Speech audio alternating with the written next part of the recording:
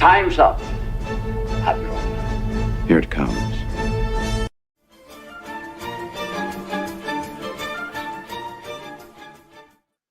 Hail and howdy, everybody. Welcome back to what is most likely the final Doctor Who Cares reviews, because ding dong, Shooty's dead. He's not really dead, but Shooty Who? He's done. He's over. He regenerated into, we don't even know. We don't even know because they were ambiguous in the ending credits. We'll get to that. Dermy, are you dead inside? Oh, I've been dead inside, but to be honest, I said it in my review, I said it on Twitter, and I'll say it again. Fuck RTD. I'm already dropping the F-bombs 1 minute in. I don't give a shit. Fuck RTD. Fuck the BBC. And you know what? Fuck Disney, even though Disney's not fully hands-on on this one. Still, fuck them. Mm-hmm. Yeah. I mean, Disney may have not had influence, but their money allowed this shit to happen. Yeah. Without that money, it wouldn't have happened. Without that money. I don't think so. I mean, Jed, it's over. Oh, it's over, and that makes me very happy. I'm actually in a better state right now that it's over than I have in the entire run of this season. But whether or not Disney had involvement in this season, it's definitely the case that Russell was taking cues from how Disney normally conducts business and writes creative things. Because the end of this episode was just WandaVision. He watched WandaVision and a little Multiverse of Madness. Is like, Wanda's such a good person. No one understands her. Let's do that again. And yeah, he definitely was trying to craft a product for Disney. And as he famously said, to generate content. This isn't a story anymore. This isn't a great character that he wants to give people and tell great stories. He wants to generate content. He even admitted that himself. And so he tried his best to imitate Disney Plus content. As we've recently found out with the admissions of the Andor showrunner, Disney themselves believe that streaming is dead. So I don't think they give a shit how well he did generating content for them in their image. It's pointless. Remember, it never once showed up on Summit TV. It never once showed up on Nielsen data. Acolyte did on both of those things. And you can have a stand come out. Different reasons Acolyte showed up. Different reasons. But you can have stands come out here and say, well, Disney says it's top 10. It's number one. It's everybody's watching it. That's always marketing. It doesn't really matter. They're just trying to get people to click on it. And guess what? Nobody's clicking on it. And that's something that must be definitely brought up and discussed. And we'll discuss as we go further in, because with the end of it, there's been a definite lamenting of a certain section of the stand base that are crying, he deserved better. Shit, he deserved more. What do we do? And later on, once we're through talking about it, we will dissect what's going on, because it is fascinating as we end this historically disastrous run of Doctor Who. The stands are divided.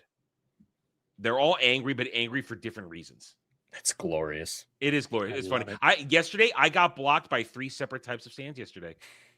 I just boom, boom, boom. They all blocked me very quickly for what I said. So I got back into the old groove of just pissing them off at the right moment. Anyway, so though, tonight we will be discussing the reality war. I'm going to ask you this question right away. What war happened? What reality was breaking? I don't know. Yeah, the title doesn't make sense. It doesn't make sense. It literally doesn't make sense. What was the reality war? Well, as we found out, the breaking of reality that we saw at the end of Wish World was only to thin out time enough to bring Omega through the portal. When Omega was actually brought through, reality is still intact. The whole falling apart thing didn't actually happen. So it was make portal for Bone Baby disagreement. I think it was essentially so, because if I'm going to use the logic that was put in here, that for some reason the time hotel lady knew all this, even though because that was static and outside of time and space. Yeah. That I shit you not, she somehow knew this. The Ronnie was redoing May the 23rd or 24th, whatever. You know how she knew? What day it was. Unstated because of the boss. Exactly. That's how she But she kept doing it over and over again because she wanted to peer into the Underverse to try to locate Omega to pull him out that way. So that's why she wanted reality to break, but then would just put reality back to get. You know what? I don't even want to try it any harder. Yeah, don't. You're only gonna hurt yourself. I mean, Jed, one question we asked over and over again while in the days leading up to it, or in the days leading up to today, when we discuss this over and over again, how many things went unanswered in this episode? I think it would be easier to say what got answers. Okay, that is a much more manageable list because the only thing I can think of is by regeneration, which explicitly contradicts. It explicitly contradicts, though, a previous explanation for by regeneration. I actually had to have this pointed out to me by Stan. I believe it was in Shooty's first full episode, but it was an episode with in season 1 with Ruby, where he specifically talks about by regeneration, and he says it is the tearing apart of a soul. I don't know if I can go through that again. You're right. He talks about by regeneration being a damaging, disastrous, and just an obstacle that he could never overcome again. It was a one-time thing because of the toy maker, ripped his soul in half. And this one, it's like, oh yeah, we all by regenerate now, and it's how sterile Time Lords have babies now, which is just asinine. Ridiculous. If that were the case, if you wanted to go with that logic and say the subsequent ones are the children, then Shooty's not the doctor. He's the child of the doctor, and the Ronnie should be subservient to the original Ronnie. Mrs. Flood should be the one in charge because she's the mother. Yep. She's teaching baby Ronnie. It's all contradictory. Yep, you're absolutely right. He forgets his own lore half the time. He forgot that he says there's only one TARDIS in existence. Yeah. He literally had the TARDIS have a baby at the end of the 60th anniversary. He split the TARDIS in half. He forgot that. We can go into more of the lore with all the other stuff that happened in the Chibnall and Moffat era to say that there are more TARDISes still out there. But just in his own era, in just the last season, he forgot his own lore. Yep, you're absolutely right. And that is also, like, I'm the last of the Time Lords. No, 14. If we're playing by their rules, 14 is out there. Yeah. And he just sat by this entire time and did jack all. 14 should, like, even if you play by their own rules. So RTD at one point in time tried to say that once you by generate, you're essentially going into a different timeline, but then you see what the Ronnie ended up doing. So no, Tenet should still be out there. He should be able to come in and save the day, but no, they Jason don't want to do that. Noble is still there. Well, no, that's only because, you know. No. What I mean is that's part of his timeline. So well, that's true. That's true. So but at the Jason same time, Noble comes home, sees 14's like, hey, 14, the universe nearly destroyed again. You want to get off the couch? That's also true. But you also forgot that 14 remembers that he's actually Dr. Who and says, "Shut up, tranny." Well, yeah, that too, and also you have to remember that nobody remembered Jason Noble, so like Conrad couldn't even think of. Jason Noble, that was so. But what was the point of Jason Noble? It felt the same way with the wheelchair lady. They were there specifically to be like diversity quota. It's never been more blatant that these are diversity quotas. She's like, I'm gonna go save the world. Does nothing. Everyone seems to be glossing over that Kate has chipped all of UNIT employees in some dystopian nightmare, and everyone's just like, yeah, we're chipped by UNIT. So like what? Dogs, but that there's only a 10-mile radius. She low-jacked everybody, dude. There's only a 10-mile radius. Yeah, why is there a 10-mile radius? We have tracking technology that's that small that works at a greater distance. And go ahead. The reason she said that they chipped the UNIT employees is in case something bad happens out on like their missions and stuff. So, but if you only have a 10-mile radius, how the fuck can you track them on your mission? I don't know. Velix is useless. Even the stands hate that dude. So yeah, he should be able to track them farther away, if nothing else. Now, I just want to stop real quick because we dug right in. Hail and howdy, everybody in the chats. We see you guys here. Thank you for joining us tonight. We know a lot of you have been with us since we started this. We hope you're having a good time. Best way to do that, hit that like button, guys. Hit that like button. Subscribe to everybody's channels. Okay, now. Well, and everyone, please go subscribe to The Renaissance Nerd. We are in the push to his 4K mark. We are very, very close. What is it? 40 subs last? 30. So, yeah, between Dermy and my channel, if our mods can drop those links, we can get at them there pretty closely, I believe, with just who's watching. Try to get there this month. I'm not being greedy. I'm saying let's get there in June. I'm not going to be greedy. I think we can get you a lot closer just tonight. But. By the way, Static, you're a mod now, so you and Legatus can just drop those links whenever over on my channel. Yeah, I made Static a mod, unfortunately. I forgot to make Static. I've been needing to. Well, when I started playing Expedition 33, I needed to make sure I had somebody there who understood. Don't spoil this shit. So he was running cover in case some asshole came in and tried to spoil the big things going on in that. Anyway, okay, so one other thing that I didn't notice this because I had already forgotten from Wish World. Apparently, they couldn't even keep track of Mel's storyline in this. So in back-to-back episodes, yeah. In Wish, and Russell T Davies wrote both episodes. He wrote both episodes. She's married she's single in the first one, and then when she gets her memory back, and suddenly she's got her classic perm again. How that happened? What the helmet? That was very fast. That you're telling me she hopped on her moped, went to the salon, and got the perm, and rode the moped up the elevator, up the stairs into Unit Central HQ. Mel was never a great character, in my opinion. She's one of the lower list of classic companions because of that high pitched voice. Even like a time in the Ronnie where the Ronnie episode that she's in, it's just ridiculous hearing her voice all the time. Yeah. And yet they still managed to do damage to her. They brought one of the most unlikable classic companions and ruined her. What is the point she serves? When was the last time she did anything of value? Even in Empire of Death, which she was in quite a bit of, she just kind of walked around with Ruby. Well, the last time she did something actually important was back in The Giggle when she said la la la la la la la. I want to say this though. Jed, you rewatched the Ronnie episodes before this stuff, right? I did, just to refresh myself, yeah. And one of your biggest beefs was how wrong they portrayed DEI Ronnie and Mrs. Flood Ronnie in all of this. And I saw a meme today as I was just going around enjoying another victory lap on the death of the show. When Mel says, I faced the Ronnie before. First of all, that dialogue back was so freaking cringe. It was really bad, yeah. Cringe. I saw the meme. Her facing Ronnie before looked like she got trapped in a force field, and that was it.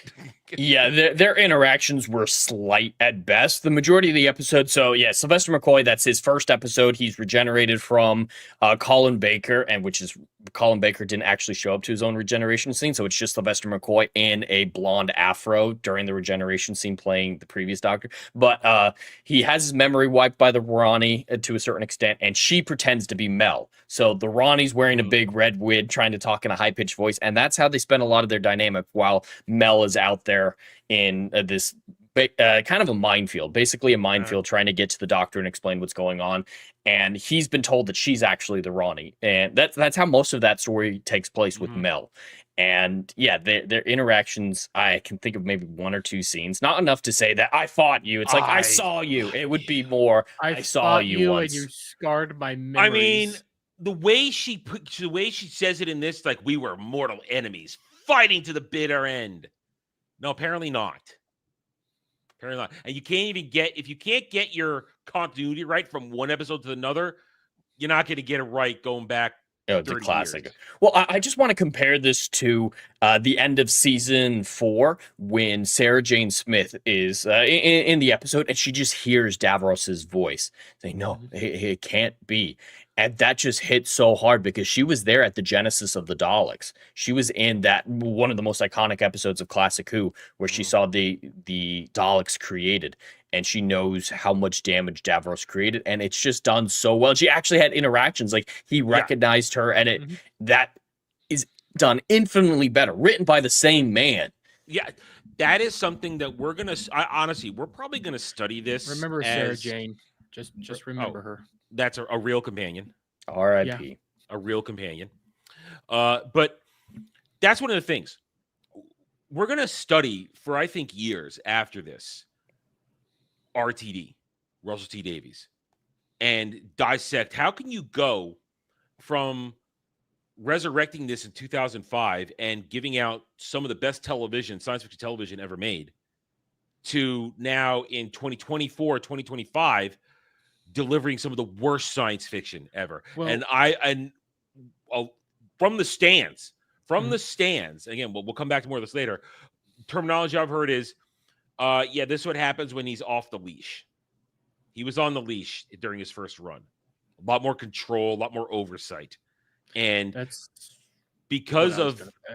I think because of the way it was structured now, he had zero oversight in this. He had no oversight. He did whatever he Well, wanted. so correct me if I'm wrong, Jed. I'm doing this a lot off of memory. If the rights for Doctor Who are a little bit up in the air, like who owns exactly what pieces and parts, but if I remember right, Bad Wolf, which is Russell T Davies' Yes. actual company, came in and purchased a large part of the actual like ownership to Doctor Who.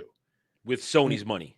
Yeah, with No, Sony's money, right? so the way this works is Okay. there have been reports for decades now that the BBC doesn't own the Daleks. That's been a thing going on for a while, and they had to be used every season or every year so that the BBC So they could didn't retain do the it rights this to them. time. Russell T Davies came out and said that's never been true. He doesn't Mhm. know where that lie came from. So that's the only thing where the rights are a little bit iffy. What happened is the BBC still retains full copyright, full trademark, full rights over the franchise Doctor Who, but it optioned out the production rights to Bad Wolf, and then afterwards Bad Wolf was purchased by Sony. So Bad Wolf doesn't actually have any rights. It has a contract with the BBC and then a two-way contract with Disney to help fund it and put it on the platform. Disney only purchased distribution rights. They did not purchase Creative production control. rights. So yeah, Disney still owns it in totality, with the exception of that iffy Dalek thing. And and the Bad Wolf contract, I don't know the details of it. I don't think those have been made public, and there's no time on how long they have those production rights and if those expire at some point. I think the BBC can yank those away at any time, though. That's normally the thing that you might see here, is that they Now, retain the right to take them back. I am going to believe RTD on the Dalek thing, what he said, because there were no Daleks for 2 seasons in a row. There have been glimpses of Daleks, so they're wondering if that counts. Like, there were Daleks in this episode, but it was reused footage from the but that Third was Doctor. from the Third Doctor. Yeah, that was from the Third Doctor. Still, if that is the case, that might count. And there have been other things, like the 14th Doctor. There was that Children in Need special that he met Davros and saw the Daleks, and it's always been a little bit murky what the requirements for those are, because it's never been just the season, because there have been seasons where the Daleks don't show up in the season, but they show up in the Christmas specials. Like, that's what happened during the Jodie Whittaker eras. The Daleks were just around at the New Year's special, because you can't have Christmas specials in Chibnall's era, but we're never in the actual season. So it's complicated. We don't know what's true. There's a lot of misdirection going on. I believe that there's some stuff going on, because what Legatus is talking about in the chat, we've heard it from other people besides the Terry Nation owning the rights, so it's murky at best, but that's the only rights dispute. And well, the only reason I brought that up was to try to also back up what Adam was saying was, and I didn't really need to do that per se, because I also could have shown last time you had Stephen Moffat and a few other writers assisting RTD the entire time. This was when RTD was just fully at his power. Or everybody that he had around, degenerate queerdos. The BBC gave him full control. Like, going to Bad Wolf Studios rather than BBC Studios, they virtually gave him free reign. So there's very little BBC oversight, and the producers are mainly his own people. Like, the producer who was originally with him in the revival came over. I can't remember his name right now. Trainer, I think. And he's with Bad Wolf Production. So the main producers are Bad Wolf people, even if they used to be BBC people. So the oversight is minimal at best. I think it's zero. It reeks of zero. Because, I mean, first of all, in terms of what they're actually making is so out of touch with the show. At the same time, we've already talked about it a little bit. There are continuity errors all over the place. It's rampant. And I'm thinking that at this point, because it's unequivocally, it's undeniable the ratings are bad, the reception to this is bad, that the BBC might try to throw Russell under the bus and say, hey, we tried something new, we let someone else make it. Now we're coming in as the saviors, like a full Bob Chibnall Bob too many Chapek. Chibnalls, Bob Chapek and Bob Iger situation where it's like, Yeah. oh, you this other guy fucked it up. Now let me save it for you, even though you started the fuck up yourselves. So I can see that happening. Is that Disney probably won't say anything about it because they don't give a flying fuck about this franchise or the show. But I can see the BBC kind of throwing RTD under the bus and say, hey, we're getting the rights back. We're doing it ourselves. Production is moving back to BBC. But I see that happening. But it's still, we're technically in Wilderness Years Part 2. We're technically in another Wilderness Years. So whatever they do, it might not matter. Let's talk about that at the end, because let's talk about the actual episode. We've dodged around it enough. We touched on it. It begins. Don't make me play the clip. I'll play it. Jed, I'll take down your channel along with his and mine. So we pick up exactly where we left off, and I was right in one aspect. Shooty had to have his ass saved by somebody else. Except it wasn't Ruby, it was a pregnant woman. So Time Hotel chick from Joy to the World pulls his gay ass into the Time Hotel to save him.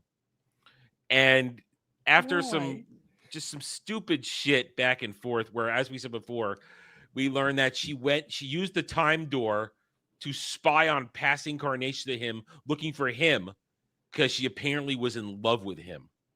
Which that came out of nowhere. She was the best character in all of Shooty Who, I think. In Joy to the World. In this, she's irrelevant. She's there to hold the door open while being pregnant. Which, I have the master key, so I make doors out of thin air now. That contradicts the Joy to the World stuff, is there had to be a door to connect with. Even if you had the master key, you still need to connect to a real door. Now she just magics them.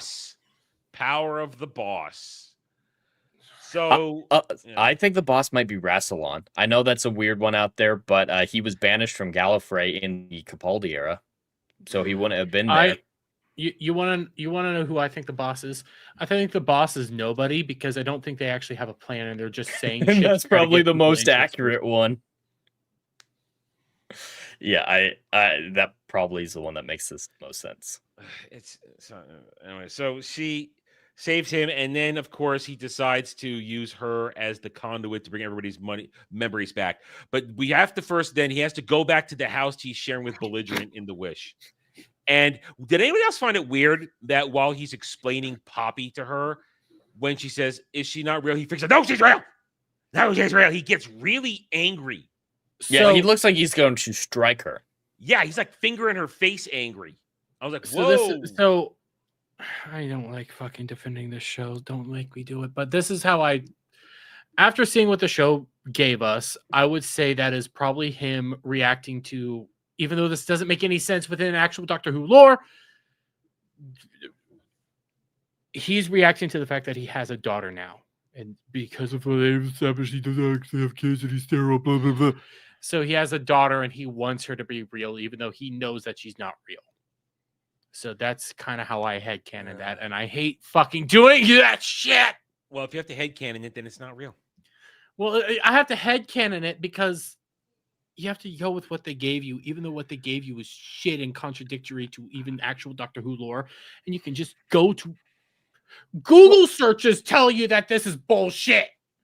I just want to point out that the Poppy relationship was reset every day. The Doctor's mind, along with everybody else on Earth, was reset every day. So he literally only has memory of a relationship with her for one day. He was there one day. They made that clear that was the only time he was there, and it was going to push reality over the edge.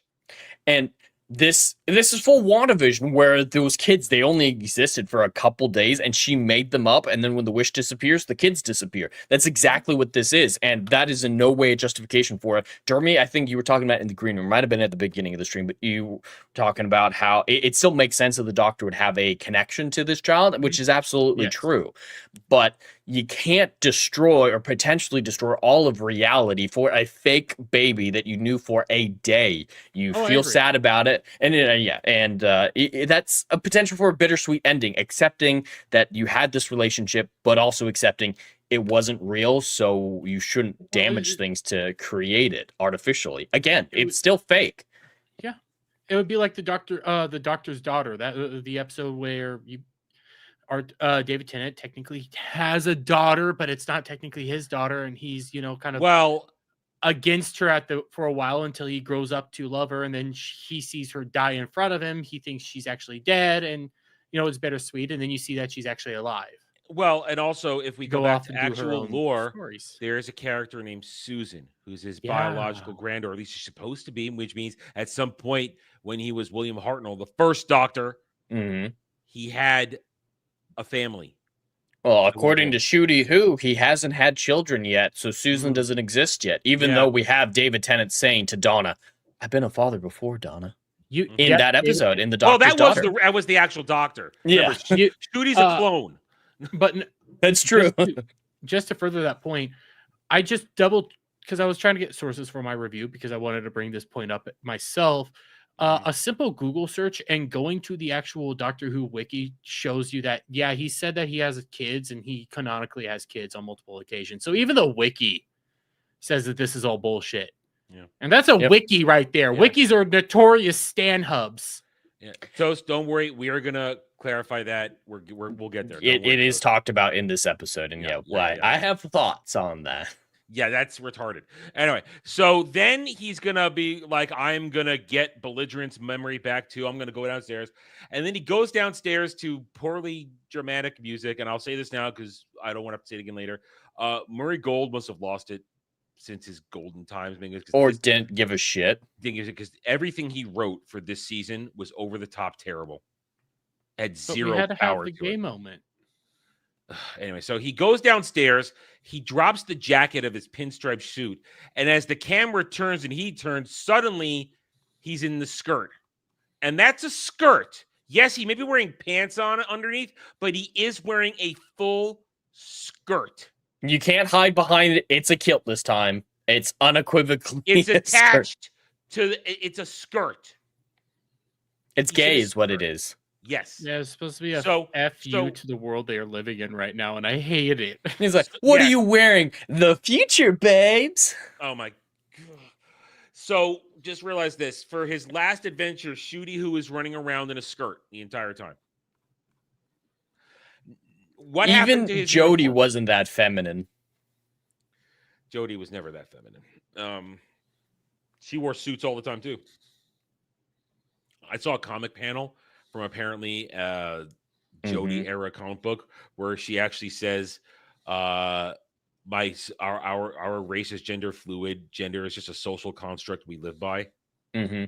Which stands are using to say that she would never call Shooty the best male Doctor because sex doesn't matter to the 13th Doctor, to Jodie. So yeah, even the Jodie stands were mad about that.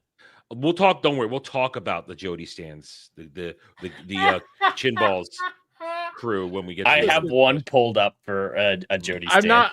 I'm not trying to call him out right now, okay? Because if those of you who watch my streams, you probably have heard of the L, who is, I'll say he's my stan, okay? Because he likes what's been going on, even though he's not super fond of it, but he likes it. He's a consumer. He came into my thing and said, you know what? Calling her Dr. Karen was mean. He liked her. And it's like, I want to bat you around, but you're nice to me and you come by. So I don't have to be nice. She's Dr. Karen. She's duck face.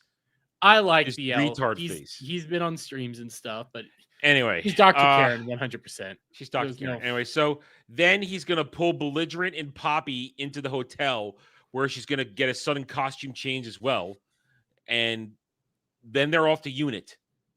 Meanwhile, the Ronnies are zeroing in on Omega, which they did use his correct pronunciation, Jed. So you have to look about that.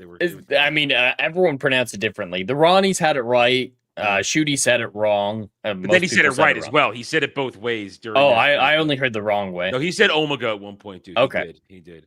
I'm just calling it Omega because I don't give a fuck.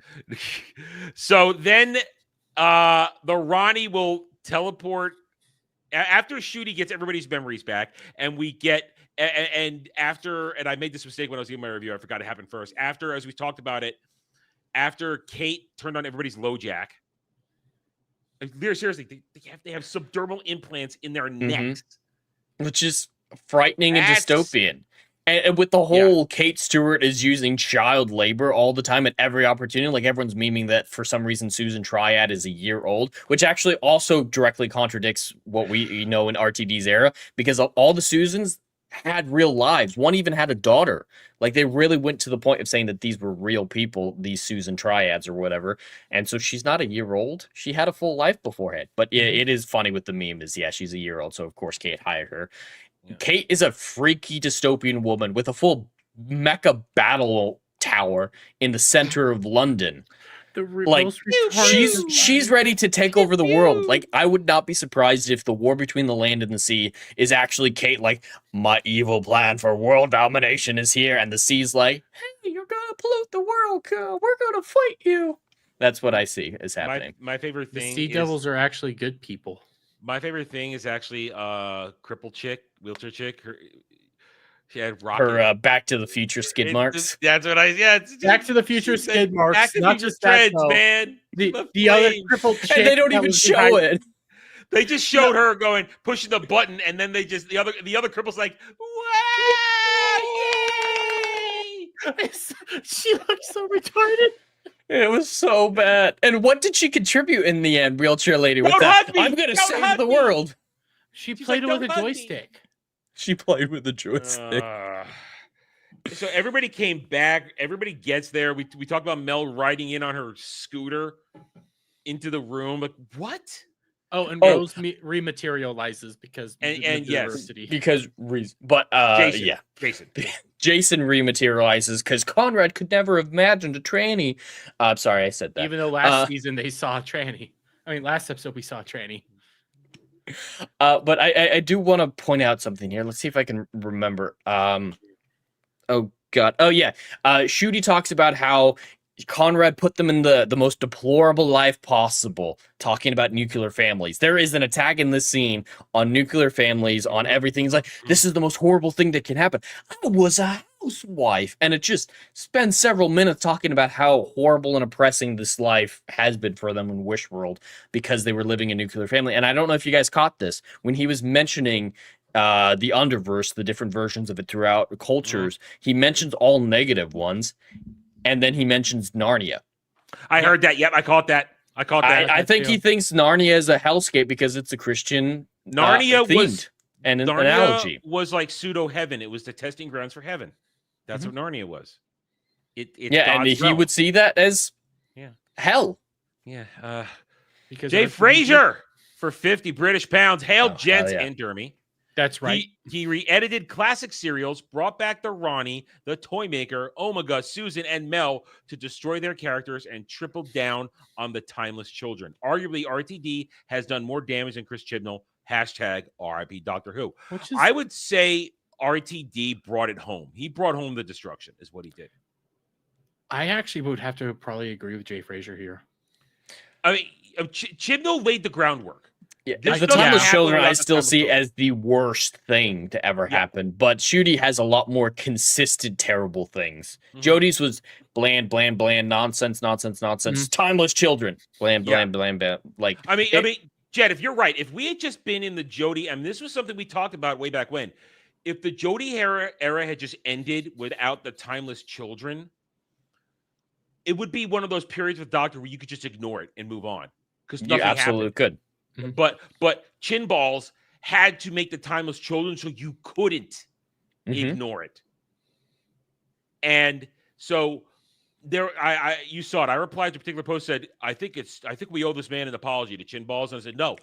God, no. He is as much responsible because without the timeless children, this doesn't happen. Now, RTD, Jay Fraser's right. He made it worse because he legitimized it.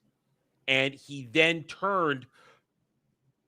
fully turned Doctor Who into an agenda vehicle. I still have the position that it's a little bit worse with RTD because you're right. Everything you guys are saying is right. Like Chimbal completely destroyed Doctor Who, but what RTD did was the legitimization, and people used to view RTD like they put him on a pedestal. They loved that man and loved what he did, and he came back just to destroy that pedestal, dig the Doctor out of the grave that Chimbal put it in, just to violate it more. He brings back Fugitive Doctor. He reinforces that. He reinforces the chin balls concept that William Hartnell is not the first Doctor. Mm-hmm. So, well, I mean, Jay Fraser is pretty right that RTD is worse because he said, "Oh, I'm going to throw gasoline on this fire, and I'm going to make it worse, and I'm going to legitimize everything you did, 10 times worse." I would definitely agree that RTD's the worst. A person might be the wrong word, but because he knew how to do it correctly. He had a legacy of doing it well. Chibnall never did. Yeah, he did like 2 stories in the Matt Smith era, and they both sucked. So it's not like he was destroying his own legacy. There's something even more vile about coming in and destroying your own legacy. Actively doing it, happily doing it. Because how many times this season did we talk about the fact that our commentary was front and center in RTD's brain? Hashtag RIP Doctor Who. You don't like any of the shows I've ever done. All you like is like Blink, fuck Blink, all that. Like he has routinely said just how much he hates the fact that we don't like his current work. Yeah. So RTD, Chinball set the foundation. RTD legitimized it, made it worse, and like Jeff Fraser says in his follow comment here, he had a chance to fix it, and he willingly didn't. He willingly made it worse, and pissed on our faces and called it rain, and said, "Why don't you like it? Because you're pissing on us." That's he why. Dug up that body and grabbed the Vaseline. Yeah. So thank you, Jay Fraser, for the 50 British pounds. To back up your point that you made about Jodie Whittaker, that we could skip her up until the Timeless Children, that's absolutely true, because so few things of actual Doctor Who were included in her era. We didn't get the Daleks until her New Year special. We didn't get other characters coming back. It wasn't nostalgia driven. As much as I think that era is awful, it didn't dredge from the past until the very end of it. The Power of the Doctor, with all the companions there in group therapy and like 7 classic Doctors, it's not that many, but a bunch of classic Doctors being there, that's a different conversation. But for the most part, it tried to be its own thing and didn't desecrate the past. There's virtually nothing in the RTD2 era that isn't nostalgia driven to take something you love, make it worse, and say, haha, I broke it now. Midnight. Yeah, you broke Midnight. And just even the tech that's used. I mean, I don't know if you guys caught it. Project Indigo. Do you guys remember what that is? No. Sounds familiar. I can't remember it off the top So when Ruby got that teleporting backpack, they called it Project Indigo. And its design has changed a little bit, but it is the teleportation device that Martha used at the end of season 4 when she had the Osterhagen key when the Earth was stolen. That's what she was using to go to Germany to insert the Osterhagen key and blow up the Earth. Even just something like that he had to steal. Like, it's so nostalgia driven that it's intentional, I believe, just to make you, like you said, legitimize it even more. This era of Doctor Who, so his desecration is unavoidable. To the very last scene. He wanted, his whole job was to prey on your nostalgia, which I think makes him more vile. He wants to prey upon your actual care, your love, what you loved most about Doctor Who. He wants to take that and then grab that Vaseline. And I say that sort of jokingly, but legitimately, he despises everything he created and wanted to hurt you. That's why I think he's so much worse. Yes. Now, talking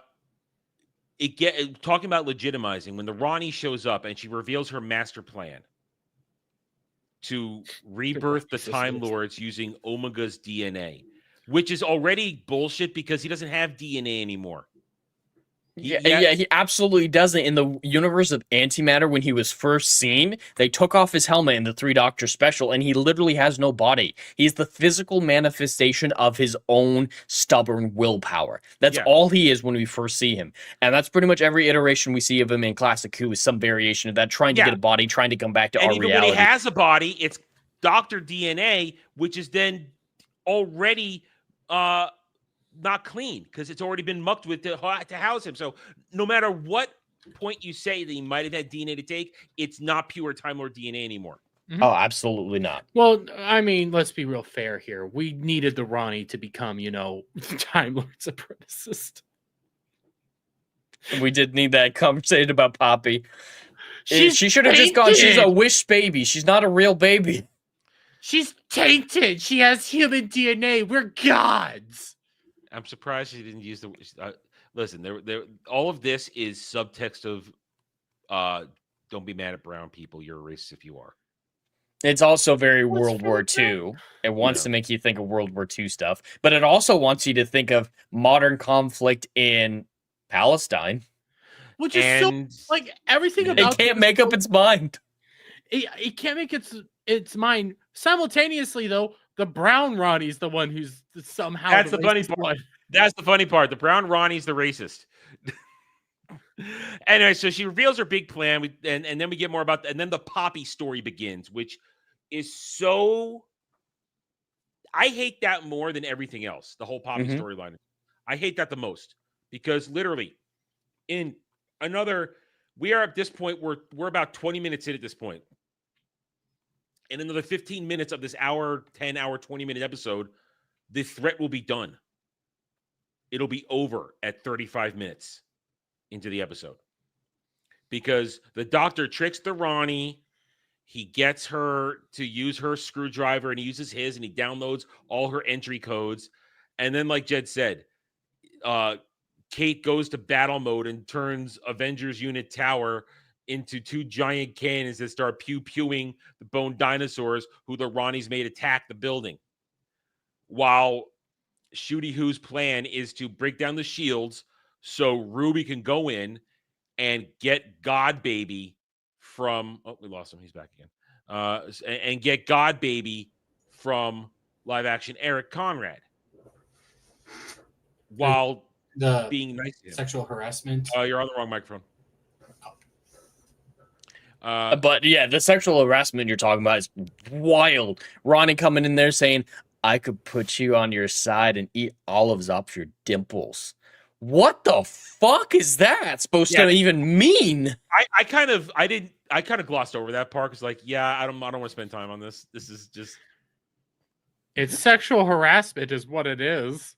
Yeah, she diddled him. I'm thinking in Wish World there was some diddling. Neil, give us up. They had a boat wheel to turn the tower. The tower is so ridiculous. Hard to port. You were saying it when my audio was acting up, but you only really have two angles to ever shoot from. Why didn't you ever put more cannons on? That's a very simple fix instead of a giant boat wheel. The fucking boat wheel, and the dinosaurs are antibodies for the universe is the explanation we got. It was just contrived bullshit to have bone dinosaurs fight a skyscraper. You're right. You're right. What drug-induced fantasy was that in? I don't know. I mean, RTD's an old man. Did he take so much blue pill for Shooty that he got a drug-induced hallucination? No, it was meth while he was Shooty. That's what it was. No, it was poppers. All right, moving on. Moving on. We cannot dwell on this. What I want to mark is as we now transition to the big confrontation in Bone Palace, was anybody else just rolling their eyes when Shooty summons the hover bike and gets on it, and instead of flying to the Bone Palace, decides to take a joyride through the bone dinosaurs while Mega Tower Zord is firing at the bone. I have a theory. He's retarded and gay. Retarded and gay, but at the same time, he wants to show off what all this Disney money has given us. Look how it looked like shit.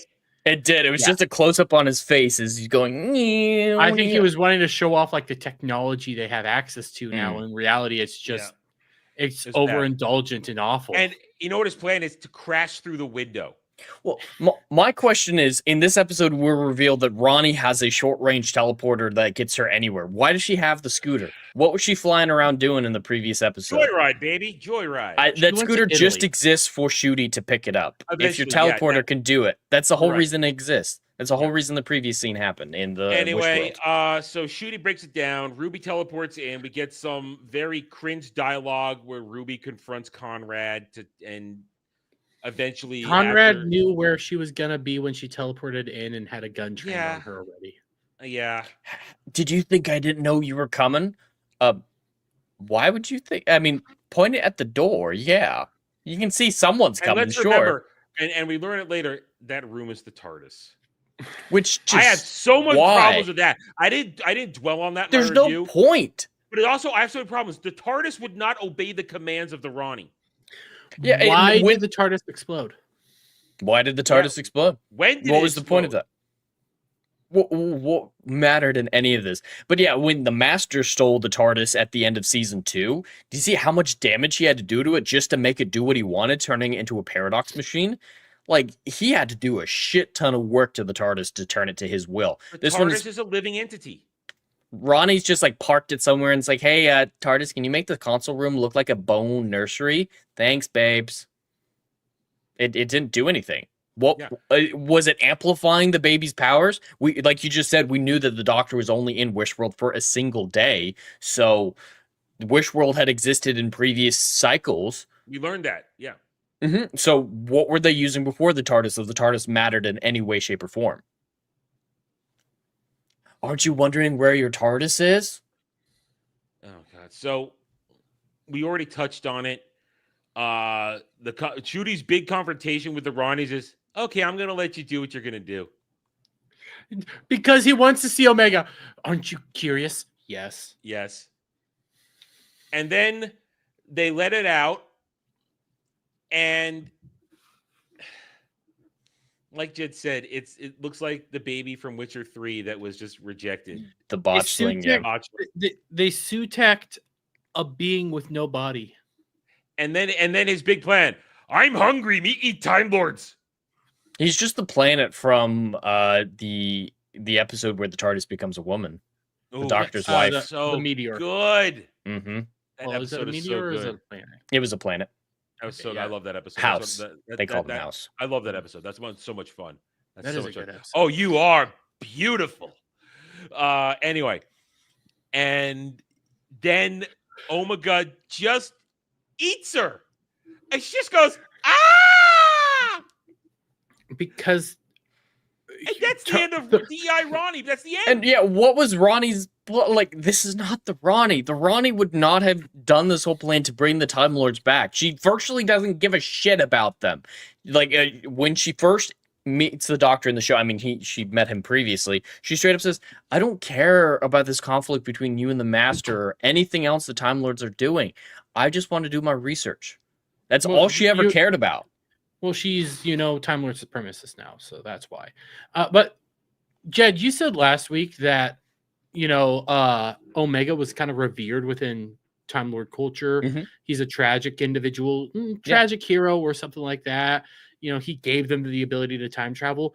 So why is he now a monstrous being that preys on Time Lords? Because he gave it his own legend. Yeah, he became the god of, what was it? He wants to be the god of time, but he was called the god of something else. Shooty called him the god of something else, and he said, I will be the god of time or some shit like that. Yeah, Omega was a very revered scientist, a regular time. I mean, he wasn't a Time Lord because that wasn't really a thing yet. He is the birthing of Time Lord society. So that term may or may not have existed when he was still around, but he was the solar engineer. He made the Eye of Harmony, essentially, to give Time Lords the power capabilities to build TARDISes and control time. And he died doing it, at least from Time Lord's perspective, from Gallifrey's perspective. And then he went insane for millennia in the antimatter universe. He's entirely tragic. And his body was degraded by millennia in the antimatter universe to where he was just the physical manifestation of will. So why is he a demon baby? I don't know. I mean, like Jeff Fraser says, Rassilon was the other side of his political side, and if you go down the lore, Rassilon may or may not have betrayed him and stuff like that. Yeah, and some of the expanded lore, yeah, and then there's the other, which I still say they were trying to make Tectayun the other. Yeah, I still see them eventually trying to build to that. Yeah. Well, like, the reason why I asked that question is because for Omega to become his lore, where he's kind of revered within Time Lord society, who was thinking that he was going to go around eating Time Lords? Well, he's going to starve because there aren't any left. Yeah, but that's the whole lore. We forgot to mention it. We jumped so far ahead. During Ronnie's explanation, when he asks her, how did you survive what the Master did in Timeless Children? She says, I shifted myself by 1%, so it ignored me. But it still sterilized you. But then apparently everybody was sterilized too. And bi-generation is the last-ditch effort for procreation. And it's beautiful. It's having children. We're all the Doctor's children. Yeah. Don't come near me, Yeah, Shooty. take a Sarah Jane quote.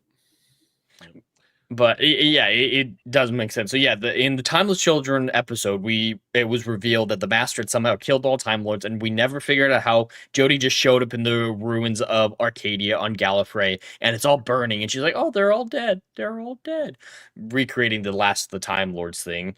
And in this one, they call it a genetic explosion. So it's a genetic bomb that targets Time Lord DNA that the Master made and kills all of them. Ronnie somehow survived, but we never find out why the Doctor was spared. Well, if it's about distance, Ronnie wasn't on Gallifrey. She was exiled as well. We'll find that answer when we find out what fixed the flux. Yeah. Well, and so yeah, and it sterilized the Doctor and the Ronnie because they survived. Well, my understanding was the reason it killed all the Time Lords was because it just sterilized them. It was a gene bomb that just sterilized everybody, and they're slowly going extinct. That's why. Which I don't know. And then there would be no guarantee that the whole species was wiped out or nearly even wiped out. Yeah. More poor story planning. But Ronnie specifically says, I altered myself, like you said, and avoided the genetic explosion. So that means if the whole point of the genetic explosion was to sterilize everyone, she wouldn't be sterile, or she would have said, I got hit with it too, and now I'm sterile. She specifically says she's exempt from it, but then she's also sterile. Like he contradicts himself in his own episode where he's making up shit. And when they say, why can't you two have kids? My first answer was, because he's gay. Well, and she is a great scientist. She would be able to figure out why they're sterile, and if nothing else, clone people from them without the sterilization issue. She would figure out in vitro, like that. If she wanted to rebuild the Time Lord Society, she wouldn't try to resurrect Omega. She'd do her research. You know what? It would also make sense to me if every time regeneration happens and literally every cell is rewritten, wouldn't a real regeneration, just fix it? You think it would fix sterilization or sterility, and fix it. Listen. I'm going to take something that Neo Gear is saying in the comment section, but I'm going to twist it a little bit. Okay, it's something dark side. Oh God. Yeah, you bring the little laughter at me. I'm going to bring up the dark side. Dark side of the Force has weird powers. That's all I'm gonna say. Like, that's the explanation we have here. Literally, dark side of the Force has weird powers. You're right. You're not wrong. You're not wrong. Anyway, so back to where we were. Ronnie gets eaten, and then if I only had a weapon, I do. So I call it triangulator. That's what I called in my reviews. The triangulator, which was just supposed to collect data, is suddenly, I called it a proton pack because he basically Ghostbuster gozers Omega back into the portal. It's a gun. He does mention, I think, when the Vindicator first showed up, that it has the power of 1 billion supernovas. So it was previously established that it had an insane amount of power for being a triangulator. But collecting, he just flips it around and boom. That would have been very helpful in the rest of the season when he was carrying those around. The Midnight Monster, I don't think it can take a hit like that. No. But just the idea of 1 billion supernovas, the amount of power that generates, human minds physically cannot comprehend that amount of energy. And the Eye of Harmony, or the supernova that Omega died creating, was 1. It takes 1 per TARDIS to power.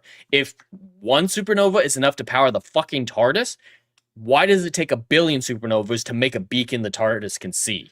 Because he needs a gun. You know this. The Doctor always uses guns. Yeah, that's what the Doctor's known for, is using a fucking gun.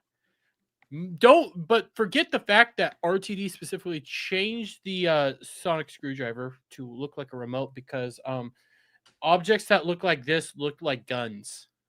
No, it looks like a dildo, and that makes him horny. And that's why he can't look at it all the time. That's probably more accurate. But that was his actual explanation. Again, for changing the sonic screwdriver to look like a butt plug now is because it looked too much like a gun beforehand, and he didn't like that. He didn't want to promote guns. So you give the doctor a gun. Something that he's definitely known for running around and using. But then it's over, though. Yeah, it's over. You could have had some interesting writing stuff. This is something I talk about a lot. Is I see potential for something, and with Omega having been essentially killed from Gallifrey's perspective when a supernova transported him to the universe of antimatter, connect that thematically to the Vindicator being powered by a supernova. You can have a thematic tie there. You can have it's poetry because it rhymes moment. It's just a billion supernovas. And you know what we could have done? We could have actually had a doctor speech interacting with Omega. Mm-hmm. But Shooty is incapable of a doctor speech, or more accurate, RTD is now incapable of a doctor speech. But essentially, then it's over. Ruby steals God Baby, wishes Conrad to have a happy life, which ends up him being a chef in a small time pub, and then Shooty gets the baby and wishes all the wishes away. Well, so real quick. Oh, we forgot. I'm sorry, we forgot.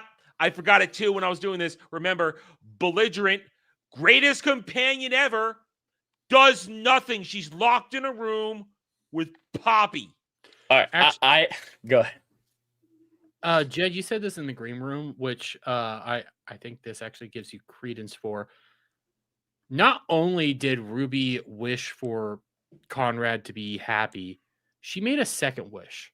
Her second wish was to undo all the wishes. So then when the doctor makes a third wish, that actually goes more to Jed, what you said in the green room, that this ending was all tacked on at the last minute. Mm-hmm. Because it was already accomplished. Poppy should have already faded away because of the second wish. Mm-hmm. You're right. You're right.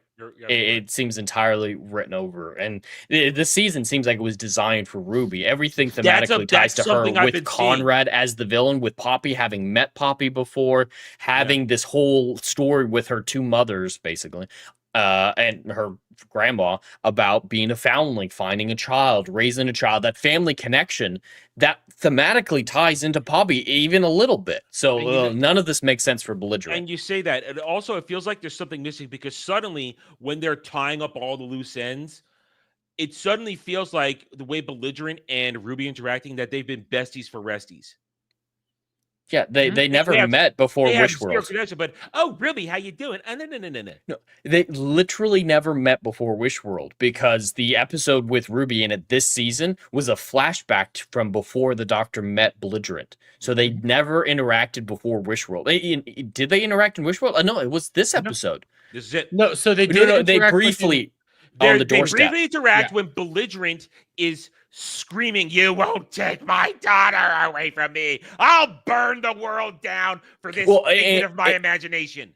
In this episode, yes, but in the last episode, Wishworld, there was the scene where Ruby came to the doorstep. It's like, you're the Doctor. And then Belligerent called the Doubtful. So that's the first time they saw each other. Yeah, but actually, except when she was Monday. Yeah. It never mentions that. That was blown past in the first episode of this season. I completely forgot that was a whole thing. It mattered not at all. It was just, it's a descendant of yours. But I actually have a list here from a stan, and I find it so funny that this is from a stan. This is a list of what all the companions did at the end of their first season as the companion. Rose destroyed an entire Dalek empire.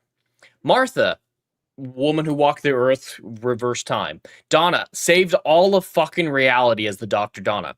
Amy brought the universe back, and she held the universe together and brought the Doctor back after the Pandora or the Big Bang Part 2. Yeah, and Rory defended Amy for 2,000 years. Clara fixed the Doctor's timeline. Not a great episode, but Clara doing that was pretty cool. Impossible Girl. Bill. Yeah, she's a terrible companion up until she gets shot in the chest. She fights alongside the Doctor as a Cyberman. That's at least something. Ruby, Trick, Sutek. We're skipping Jodie Whittaker because who gives a shit? And Belinda. Those companions did nothing. They did nothing. Belinda held a baby. She wanted to go home.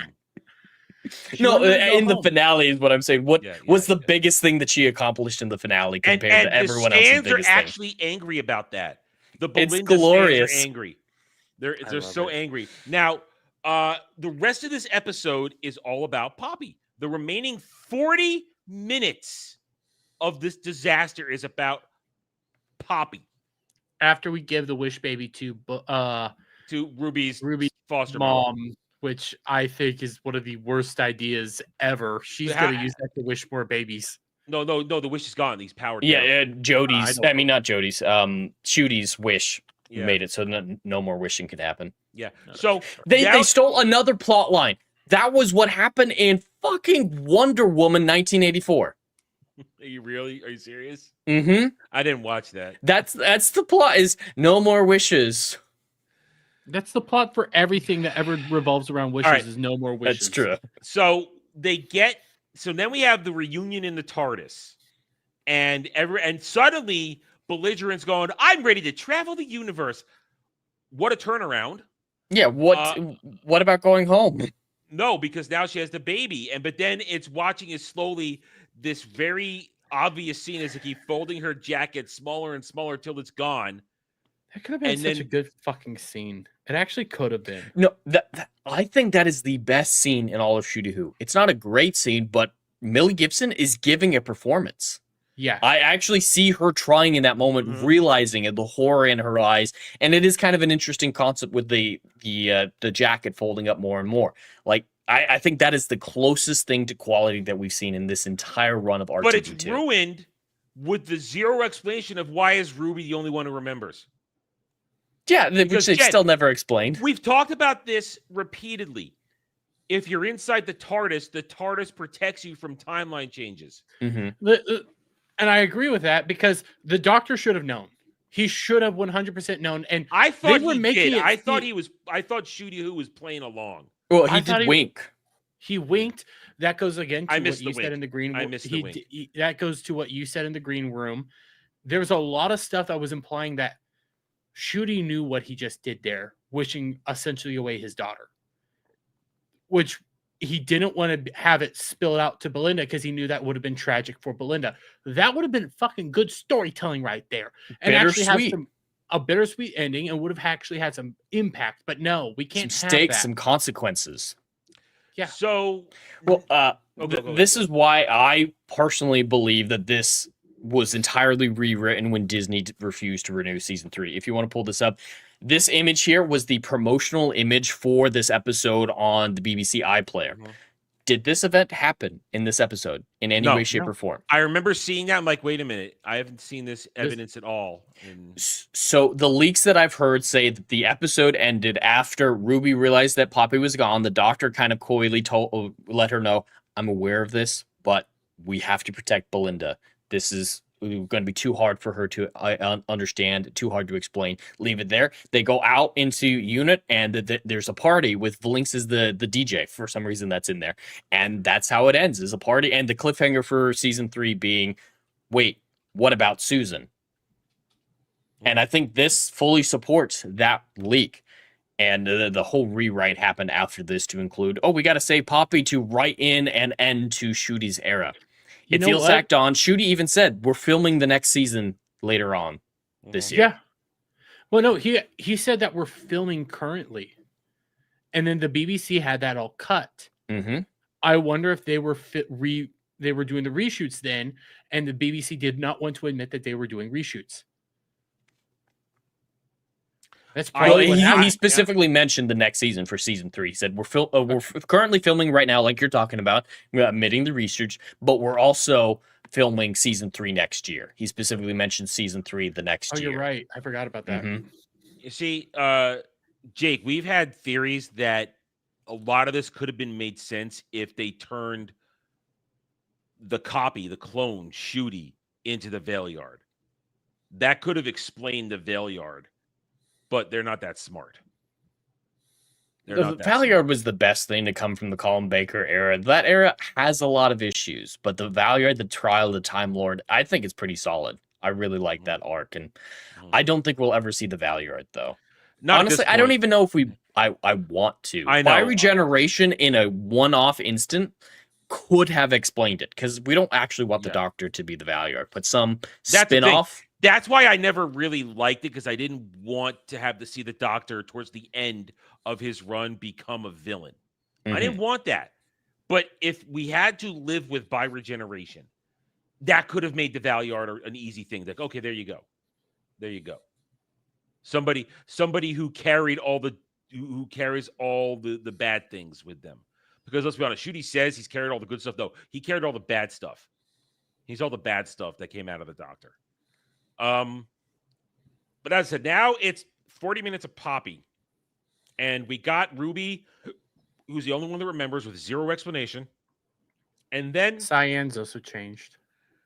Oh, yeah. Well, I was going to say, we go back to Unit, and she starts pushing the reality, for lack of a better term, the reality matrix of why should we accept all these glitches? And if they're all glitches and I remember them as being previously real and you remember them as being previously different, then aren't I right that Poppy really existed? And No. it's just pushing it and pushing it and pushing it until that's where you also, go ahead. You also get Kate buying into it too. Yeah. Buying into it. And then also saying, she says the Sarah Jane line. We're kind of all your children.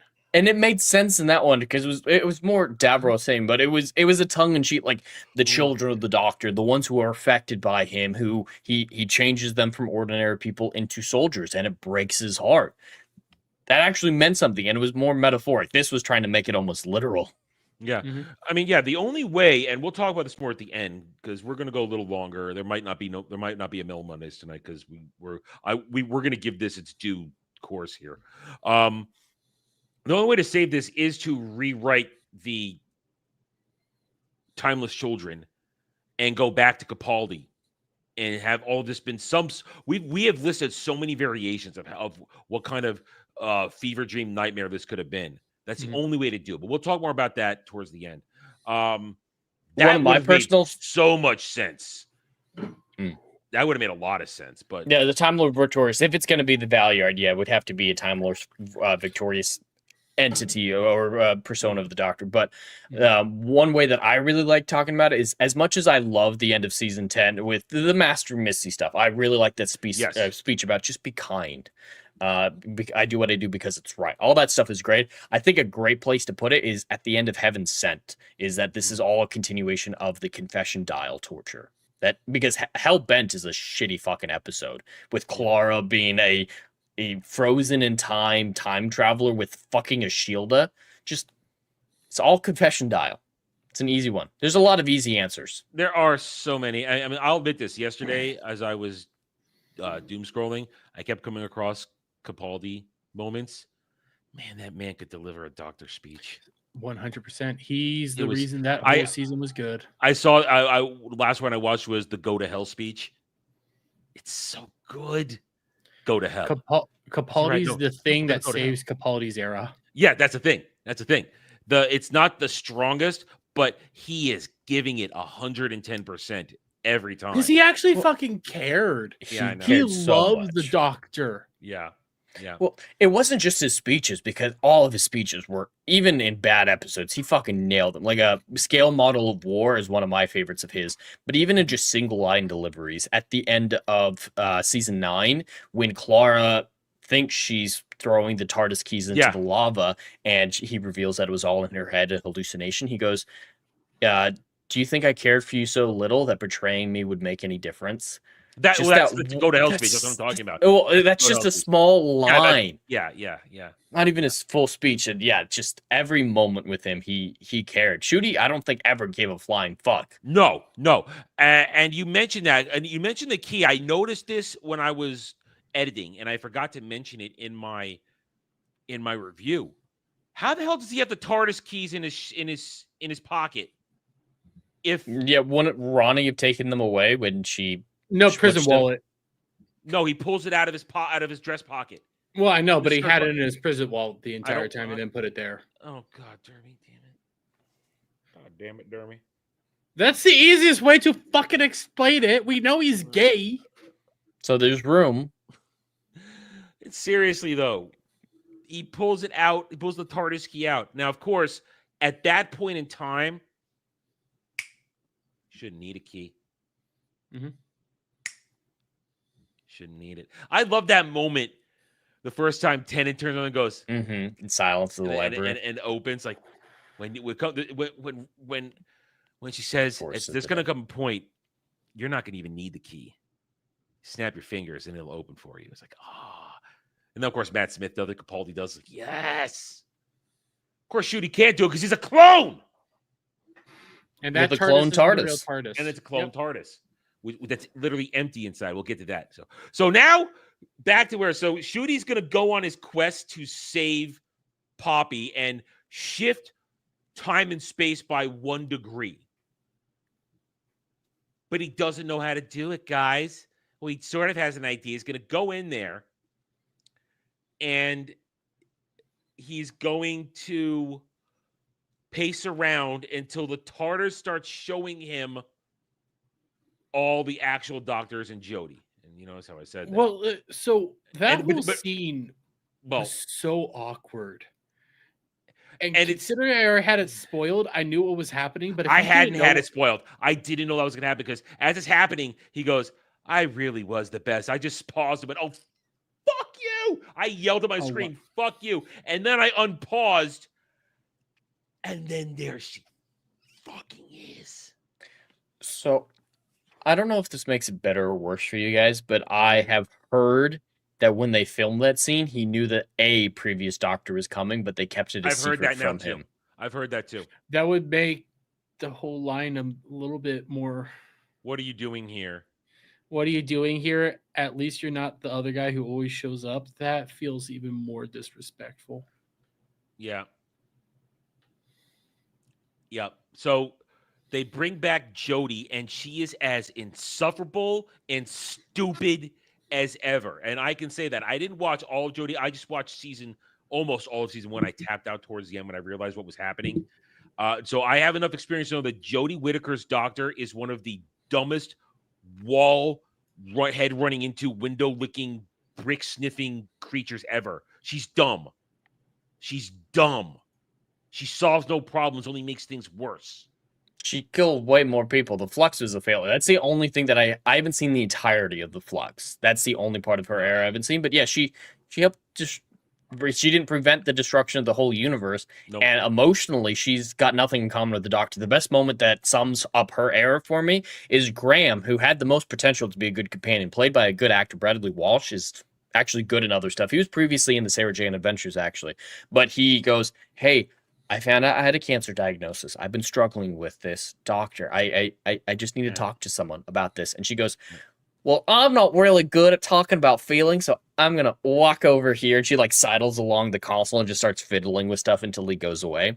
Yeah, and the Doctor would never. Then they're going to spend all their time with unrequited lesbian love for that one. Mm-hmm. Legitimately, even Jake Stanley, Jake Stanley, stay tuned at the end. We will fulfill your need for that. Don't worry.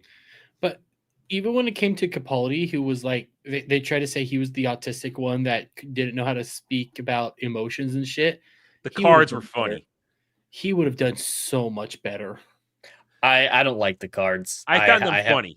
I have a lot of problem with the Clara Doctor relationship. Oh, well, at that point, Clara had long since overstayed her welcome. Mm-hmm. She'd been around for literally she's been around for long, almost as long as Amy had been around. She'd been around for the 50th, and it was too much Clara at that point, and that was a problem all on its own. Mm-hmm. To the point where it led to "I'm Clara the Doctor," which is what led to her eventual fate and end, because she thought she was a freaking Time Lord at that point. Which I do like that being the end of her story. Face the Raven I do enjoy quite a bit, just because she flew too close to the sun, and they did build up to that. They did absolutely build up to that. Anyway, so Jodie comes in, and it's just insufferable. We have a concentration of gay and insufferable retardation in one moment, and I was just lolling my head back and forth. I almost couldn't take it. You don't get how good it was. Look, we've got these reactions. screaming, crying, throwing up. I'm throwing up. I saw a comment like that with that same exact pair of pictures. This should have been the 60th anniversary. God damn no. And I didn't reply, but I wanted to reply saying, oh, yeah, I'm actually on board. Would have burned this shit down even faster. Yeah, and we don't want repeat doctors. Dr. 14 did a lot of damage to the lore. Yes. I don't want that to happen. It damaged Tenet Tenet. Doctor. And especially with Tenet, the only Doctor in all of Doctor Who that I think people could get behind being a new version is Paul McGann. He absolutely didn't get his run. Yeah. So if it was some way with that, like I think a miniseries of Paul McGann in the height of Doctor Who would have been fantastic. I would have loved a spin-off season just showing some more Paul McGann stuff because the short he did, Night of the Doctor, is absolutely fantastic. That 10-minute arc, I don't know if you guys have seen it. Have you guys seen it? No. Long time ago. Yeah. It's so good where he regenerates into John Hurt. And just in the first few moments, he shows up, he's the Doctor immediately, falls right back into the role. But yeah, if you did something like that where a future Doctor has Paul McGann's face, just to give Paul a chance the opportunity to really play the Doctor, fans can get behind that and get over the lump of like, why is he reusing? Yeah, it's absolutely reusing David Tennant. He was already one of the most beloved Doctor, top 2 most beloved Doctor with Tom Baker.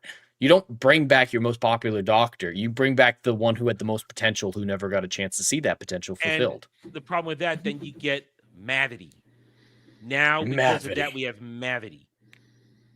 Fucking Mavity. Well, they brought... I'm going to save it. I'm going to save what I'm going to say. And you ruined Dr. Donna. They ruined everything surrounding the end of Terrence run. So we get now to this whole thing. She helps him, tells him to do this or that. And then even one line really bugged me. Wait a minute. I'm older than you. How did you know that? No, you're not. You're a fucking clone. And literally, as the Doctor, Shudi's been around for what? 2 years? He hasn't been traveling around. He has not. He has not been doing. It's not like when Matt Smith was the Doctor, and when he was when Amy and Rory decided to be homebodies for a while, and he was off still doing Doctor shit. Mm-hmm. That was a lot of time passing by, or where Amy made it clear. Yeah, we've actually been hanging out with you so long. Our friends have noticed that we're getting older, and they aren't. When we come back, it's like they've noticed that time is moving for us faster. So we need to stop traveling so much with you. They make it clear that time is passing. Ruby and Shudy spent maybe a year together. About a year. And then Belinda and them probably spent a week. 2 weeks. Week. Yeah, that's what I was thinking. 2 weeks at best. At best. 2 weeks at best. So he literally didn't exist for more than a year and change. Well, that is a problem that happened with RTD in his first run as well.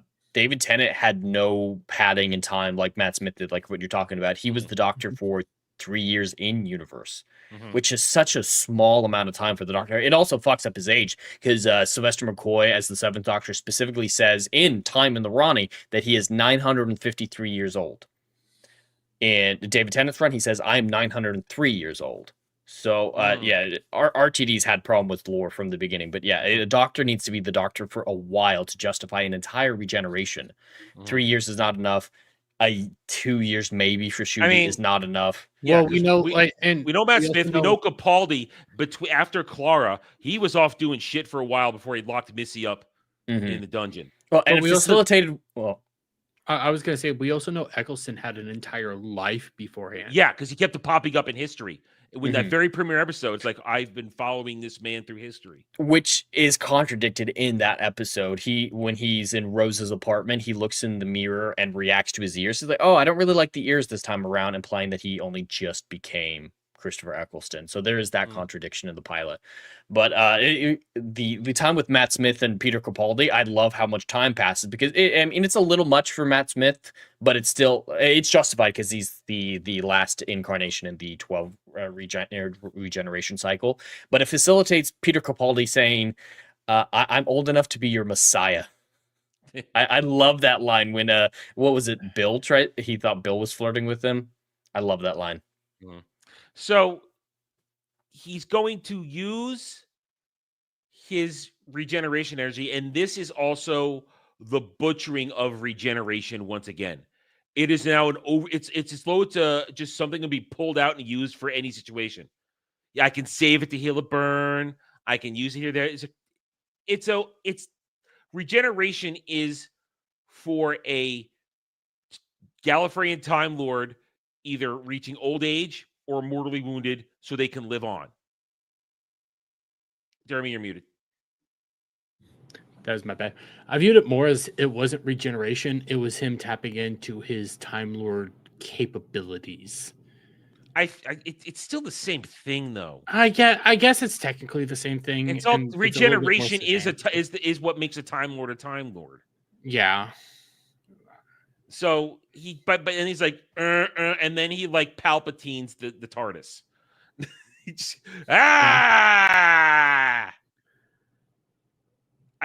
That is wrong for so many reasons. And I actually blame Moffat a little bit for that. I hate regeneration energy being able to be used outside of the actual regeneration. I think the first main time that we see it is in season 7 when Matt Smith uses a little bit of it to heal River's broken arm. I fucking hate that. And then Peter Capaldi also using it to heal Davros at the beginning of season 9. A regeneration energy should not exist outside of a regeneration. So it's Moffat's fault that built up to this. But yeah, just blowing energy into the TARDIS does not give the TARDIS the ability to change all of history, even by 1 degree for the last few, like Poppy's. I mean, the lore goes back with the Belinda getting with her. Is it 15 years changed? Everything. It changed everything. He changed all of reality. So now, just for a black baby. I want to say for this thing now, what it did is now it literally changed everything about Belinda. Remember, when we started this whole thing, she lived in a house with 2 other people that shared rent with it, okay? And she was miserable. And she was miserable. Yet she had to get back to her life. And we made fun of that the whole season. Why do you want to go back to your miserable life? Well, here's why.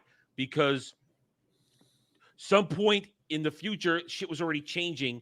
And of course, she never said I have to. It kept, you notice throughout the season, she kept adding things. First, I have to go back. Then it was I have to be back by 7. Then I have to be back by 7:30.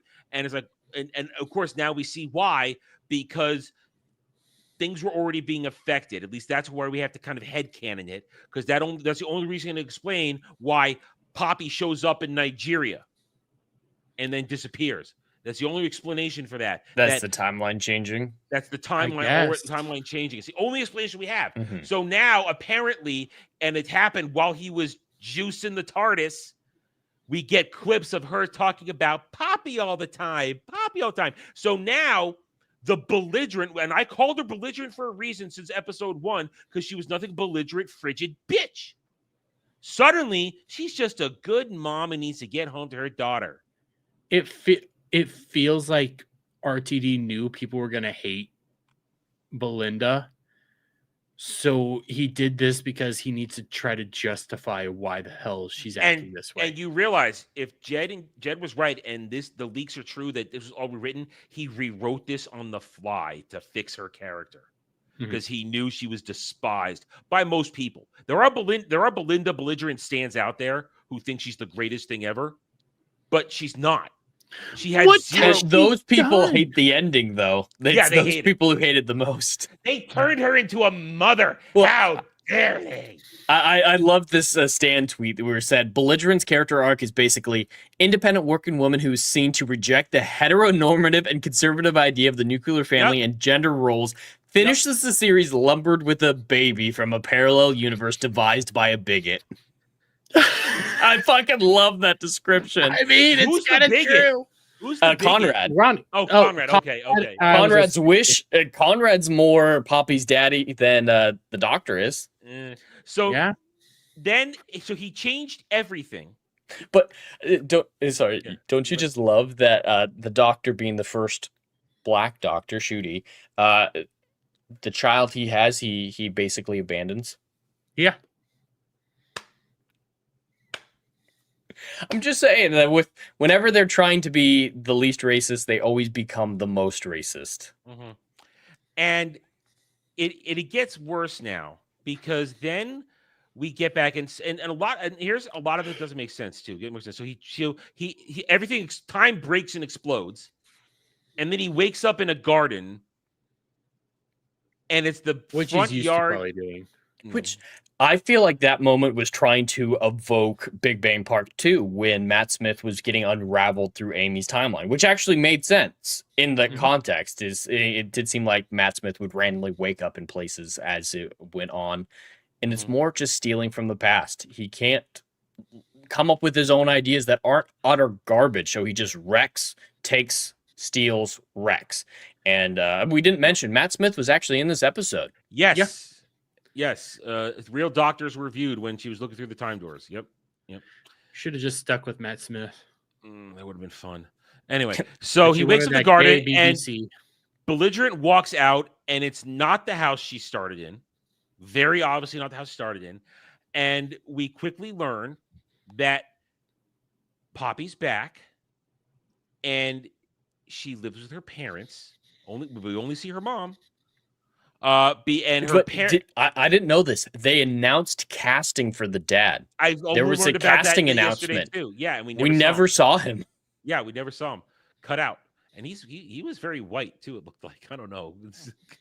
She another. Hang on a second. Dre, what might we have here to deal with? Where I lost it. Where'd it go? Dre's not here.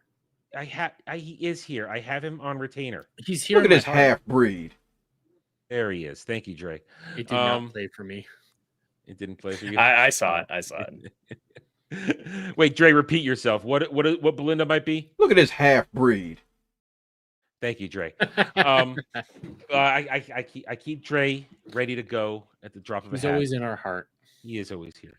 He's in Adam's dungeon. Hey, I don't have a. I was about to say something. I can't say that word. It's just a closet. It's not a dungeon. It's just a closet. Anyway, so it's worse. Good. So you know what? I can't say that. We have Belligerent now reveal that she got knocked up out of wedlock, and the man and the actual father, which had to be black because Poppy had to be. So the two black daddies are both God, but she's happy, and he's still a good guy, but she's happy, and she works nights, so her parents watch him at night, and she comes up. Now, I question this 1 second. If she works nights and literally works till literally the dawn and comes home, so that because her mom has to go out at 7:30, when does she sleep? She doesn't sleep. That's does. mama powers. Yeah. Okay. And anyone who's been around babies would know the night is the worst time for young babies because they never sleep through. It's a lot harder period to be a parent. I was a sleeper. You were a sleeper? Well, so she pushed off the most difficult part of being a mother to her parents. I mean, I would sleep, but I would wake up early. Is the thing. She's just a lazy bastard. Yeah. I viewed it more like you never sleep then because she also specifically said that she works nights so she can be at home around Poppy during the day. Yeah. So when do you sleep? It's like, hi, I'm RTD. I didn't actually do research on how real people live their lives. People need to sleep. I took a nap this afternoon because I didn't get enough sleep last night. I didn't get. I was only up for 30. But I only fell for like 30 minutes in my chair, but it was enough to refresh me for tonight. Point is, so now everything's corrected and everything's great, and she's happy, and now she suddenly realizes that she's never going to see him again, not with this face, because he shook off the regeneration when he got out, and.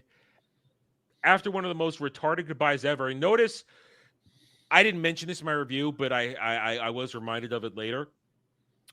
He never goes to say goodbye to Ruby. Nope, never does. That's why it seems like she was the real companion. That's what I think it was originally designed for her as the companion. And she just kind of gets cut right off. Remember, there was reports that she was going to be the companion for 2 seasons. Yeah. Yeah, I don't think she wanted to be here. She got the minimum her contract would allow her to get out. And I do want to say before he leaves, he specifically said that he doesn't want to be alone during this whole process, so he goes to a star. So he goes into the retardus. And remember, while Jody was there, she complained at how big and empty it was. Like, well, whose fault is that? And as the lights are shutting out, he's going to open the door. But I'm not alone. My joy. I've got you, fat Joy to the World star. You're saying goodbye to Joy, who was a fucking single episode person who was just fat and ate her mom. So, yes. Yes, you're not wrong. You're not wrong. So when we were watching this episode, my wife Rachel actually had a great thought that she leaned over to me and she says, wouldn't it be hilarious if, because of the way the regeneration energy looked in that moment, he turned into a star and he'd always watch over humanity with Joy, hand in hand forever? Oh, man. Oh, that would have tied into your theory that RTD was just going to end it all. I thought it was going to happen then because, yeah, I thought he was going to end the show with finality. Now, here is the spoiler I had because people were just spamming it everywhere, and I mistakenly turned a couple corners. Yeah. Well, just in general. Yes. He begins the regeneration, and he turns into Billy Piper Rose. It's confusing the way it happens. The faces don't morph like we've seen pretty much every other time. Even with the old effects, the faces usually morph, except for the second to third Doctor, where we that happened in between seasons. And also, he vanishes, he fades away, and then she fades in. There's no transformation. Well, I've seen a couple of things. One, first of all, I think it's kind of agreed upon that her head got green screen onto his body. Mm-hmm. That's agreed upon. Also, so I saw somebody dissecting it. You could still see his head behind her if you freeze the frame at the right spot. What? Really? Yeah. So there was a weird thing because I took her face for my thumbnail. There was a weird thing behind her that I had to try to clean up, and it didn't make sense, and it was grabbing on. It could have been his head. That's what people were circling. Yeah, I mean, I used one of her things well, but I cropped it because I was fitting it alongside Jody, Shooty, and Rose. So I had on there, but there's something there. So and then it's like Dr. Rose goes, "Oh, hello," and then it's over. More fourth wall breaking. But then it says Shooty Gatwa's the Doctor. Jodie Whittaker's the Doctor. And then it says introducing Billy Piper. It's very... I actually have screenshots of all of them. So introducing David Tennant as the Doctor. Introducing Matt Smith as the Doctor. Introducing Peter Capaldi as the Doctor. Introducing Jodie Whittaker as the Doctor. And this is from the 60th. Introducing Jodie Whittaker as the Doctor. And just introducing. If they just put Billy Piper, that could have been a thing because she's already been in the show, so we know what she looks like. But they specifically said, but you do that when you have a doctor. Yeah, with the Doctor, they say introducing. I've never noticed that before. Mm-hmm. It's actually maybe she isn't actually supposed to be the Doctor. Maybe they did. Well, and that's the press releases. They're specifically avoiding calling her that. BBC, the production team itself, the news team is saying whatever they want, and everyone's calling her the 16th. But there's a theory out there that she's the Doctor's wife, like in that episode that Adam loved so much. That she's the TARDIS. Because the TARDIS does have a copy of Rose's brain, kind of because of their connection at the end of season 1. That's the TARDIS. That's not the TARDIS. It was knocked out of the real. I'm trying TARDIS to play by their rules. Trying to play by their rules. That is their rules. It got knocked out with a hammer. The thing is, it doesn't matter what the reality is. We know why they chose Billy Piper here. Well, this would explain. Remember last week we were talking about how if they were going to have another Doctor, how come there wasn't a search? This would explain everything, that RTD was a lazy motherfucker and just internally grabbed one of his old favorites without telling anybody. I slightly just I think he grabbed one of the old favorites, but I think he did it on purpose. I think they're trying to do the 60th all over again. Because what they're trying to do here... Purpose? What purpose? Simple. Because we're dealing with dum-dums here. Okay, we're not dealing with smart, brilliant people that can figure this shit out. When you take a look at ratings for basically, you can tell that when Jodie Whittaker ended, it was at its all-time low back then. Back then, yeah. Then Shooty said, "Here, hold my beer." Then they brought David Tennant in. There was a spike. There was a spike. Mm-hmm. There was interest. People were talking.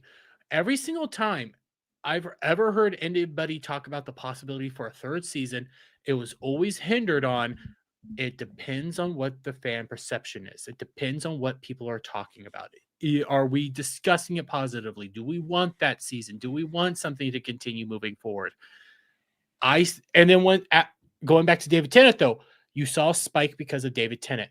I think they wanted to try to do the 60th all over again, bring in a fan favorite person that everybody has nostalgia for, that everybody cares about, and everybody loves. Put her into the Doctor's position, and you're gonna have it all back. You're gonna have ratings good again. They might not be great, but they're gonna come in. It's a gimmick. Well, That's here's what the problem, yes, though. It's Here's a the gimmick. problem. It's a ploy. Here's the problem. I mean, Jake says it right here. This is a sentiment that's been going on since it got announced. There's a lot of pushback. There's a massive amount of pushback to Billy Piper, Rose, Doctor. Nobody wants this. Nobody asked for this. And also, you're listen with both. It's happened twice before with the Doctor. You see a previous face and you take it on, but there were reasons for that, especially with Capaldi. It was a buildup, and then the answer, I'm the Doctor, I save people. It was fulfilling something he couldn't do back then. So now he's going to take on that face he couldn't save and save people with that face. That meant something. Taking the face of a companion, that's going down a very slippery slope. And it's like you said, it's done for nostalgia baiting. It's done to try and just trigger cheap pops, a cheap wrestling pop, for lack of a better term. It's backfired. If the show was in a better state, I think people would have ate this up. The thing is, though, everybody knows that this is all bullshit. Everybody hates. You can smell the desperation. You can smell the desperation. This is 100% them trying to just prey on you and profit off of what you care about the most. And everybody's seeing straight through it. The stands hate it because, well, you just replaced a black man for a white woman. You could probably paint that whole thing out, but everybody else is seeing straight through this. It's David Tennant all over again. And nobody wants Billy Piper to come out here and tell you you're fucking awful. They don't want Rose to tell you you're fucking awful for believing these certain things. The good thing is she doesn't look like Billy Piper anymore. So no, she's had a lot of work. But I personally can't wait till the 20th Doctor is Canine. That I'm really looking forward to that. So leading up to all this, I mentioned this to you guys a couple days ago that there was an interview done on BBC Radio. Have you guys heard this? You've mentioned it. I don't remember much of it. I haven't heard it. So let's listen to this. This is glorious. Oh yeah, you told me about this. This is glorious. I heard Gary play this. So here we go. That in terms of like how many people are watching and what Doctor Who represents now, I had a really interesting text. This is from Andy, who says, "I'm a guy who considers himself of the left. Most of my friends are women. Some are trans. Some are gay." Just that. It's like, thanks for telling us that you're a queerdo. Thanks. Just thank you for thank you for letting us know where your politics lie. Gotta affirm that I'm an ally. Oh, every time they always have to tell you, don't worry, I'm an ally. Please don't destroy me in your cancel mom. This is a modern day equivalent of I have a black friend, but yes. Yeah, but quite literally. Now this is where it gets good. But even I cringe watching an episode of Doctor Who. It's no longer a family show about space and time travel. It's literally a bunch of memes telling us that white straight men are the source of all evil in the universe. It's aimed at 12-year-old girls, but watched by a declining number of people over the age of 40. If Doctor Who is dying, it's because the BBC has killed it. Fascinating to hear that from somebody who, ideologically speaking, this is being geared towards. Yeah. Fascinating. We keep going. We got another minute and a half of this. Yes, there were always stories that had messages or storylines about the environment or the misuse of power or intolerance. But now it has just become an intolerant program condemning most of its viewers simply for existing. Now, it's interesting because I watched this 20 minutes, it was just kind of randomly on. I was pottering around, it was on. I didn't feel as strongly as Andy feels, but I did notice like the diversity of the characters, and I was just like, okay, so this one's this person, this one's this person, this one's Jesus Christ. Checkbox. The people that love the checkbox from the organization that does the checkbox the most is like, yeah, it's kind of obvious. It's getting sick. It's pretty obvious. All right, we got another half of this to go. this person. Yeah. Fine, but I can see why Andy is saying what he's saying. Sometimes it does feel like you're being lectured to. I think it really depends, depending on, who you are and kind of how much involved and how invested you are in this episode. How does Doctor Who, like, the people over 40 still watching it and still wanting to relate to it in the same way? Like, you can't. Or enjoy it. Just enjoy it and have that nostalgia. Maybe that's what Andy is saying. He feels alienated from even having that experience. Yeah. Derby, that speaks to what you were talking about. The desperation to nostalgia grab people who are just being disenfranchised because you're checkboxing and agenda pounding. Well, it's not. It is checkboxing and agenda pounding, and you alienated everybody.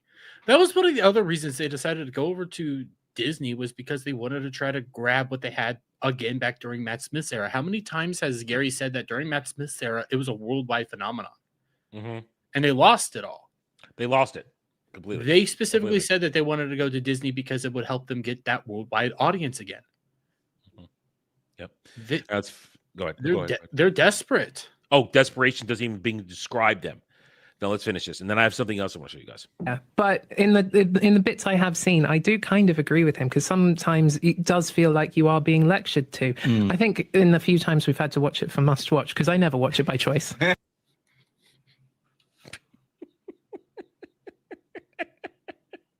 These are the people that make this for, by the way. We don't watch it by choice either. I would love to watch it by choice. I would love to, but I'm not. And I when we're all done with this, I have a very cool story I'm going to tell you guys. So, but let's finish this up at the end, the very end. I've come in and said exactly the same thing as Andy. So he's not imagining it. He's not alone. And, that I have always wondered if, how do you keep making a show if it is just lecturing at people and you're not just getting the time travel, space nonsense? How do you make a show if it's just lecturing people? You can't. Well, you can if you don't care about your fans. Well, not so. You're right, but you also have to have money. Well, that too. Now, you heard this, and now what I'm about to show you next, I read this on Roundtable yesterday, but I wanted to. By the way, Adam, can you send that to me? Oh, sure. Did I just? Yeah, I'll send it to you. You had it bookmarked, so yeah, I did. Yeah, I didn't unbookmark it, did I? No, I didn't.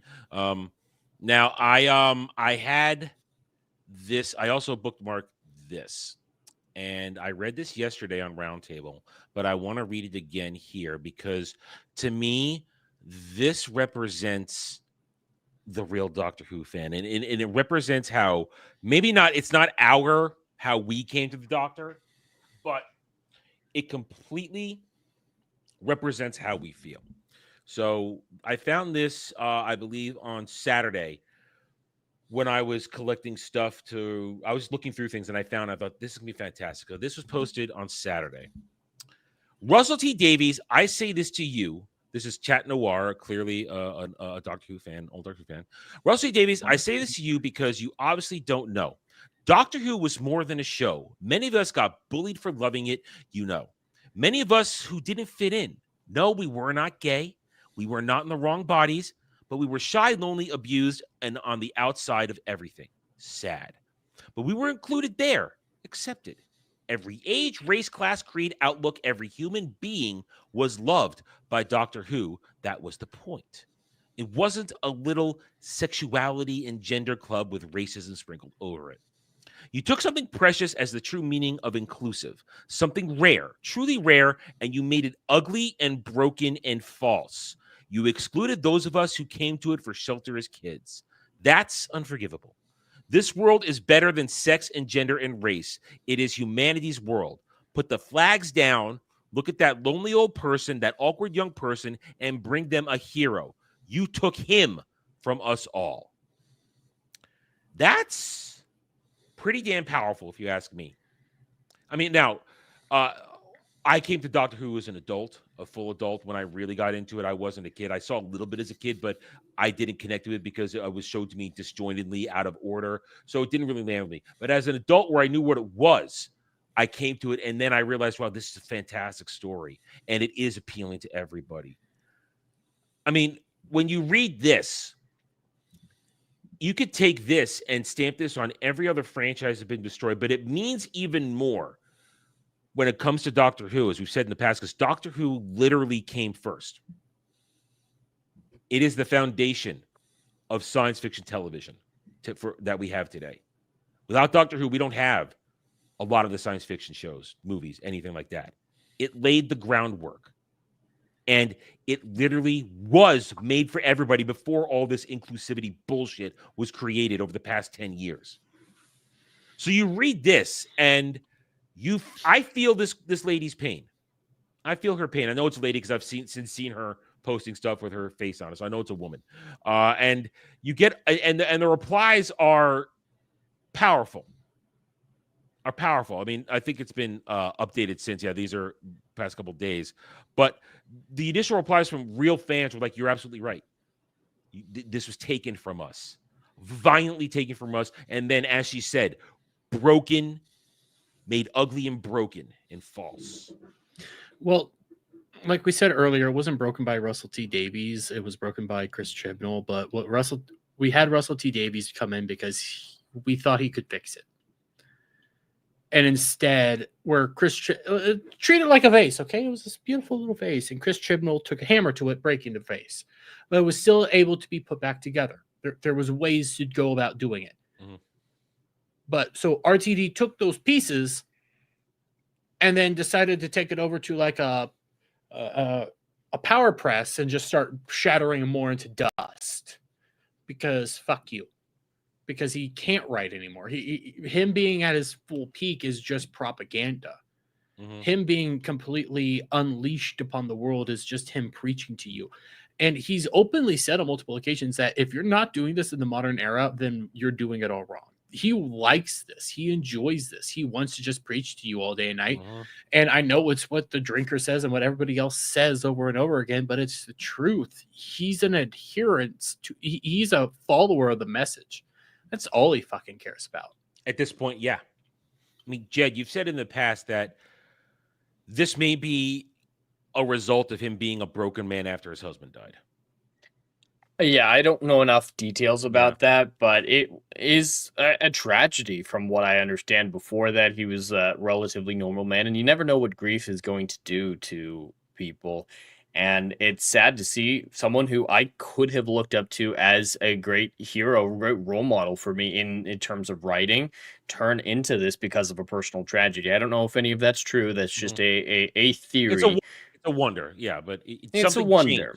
Something changed. He is not the same man. I know a lot of people like to say that he was always this man and that he was only held in check, and that's the only reason why the original show was good. But you can't be this devoid of talent today without a leash and still write good stuff with supervision there. The core of talent has to exist because a studio oversight can't make you a good writer. It can curve your worst impulses, sure, but it can't create creativity out of nothing. So there was a talented man at one point. You either have the nugget or you don't. Mm-hmm. We talked about this. Like, yes, during RTD's first run, a lot of the fan favorite episodes weren't written by him, but that doesn't mean like still he had really good episodes during his first run. And he was the show. Yeah, he had some stinky episodes, but he had some good episodes as well that people still liked.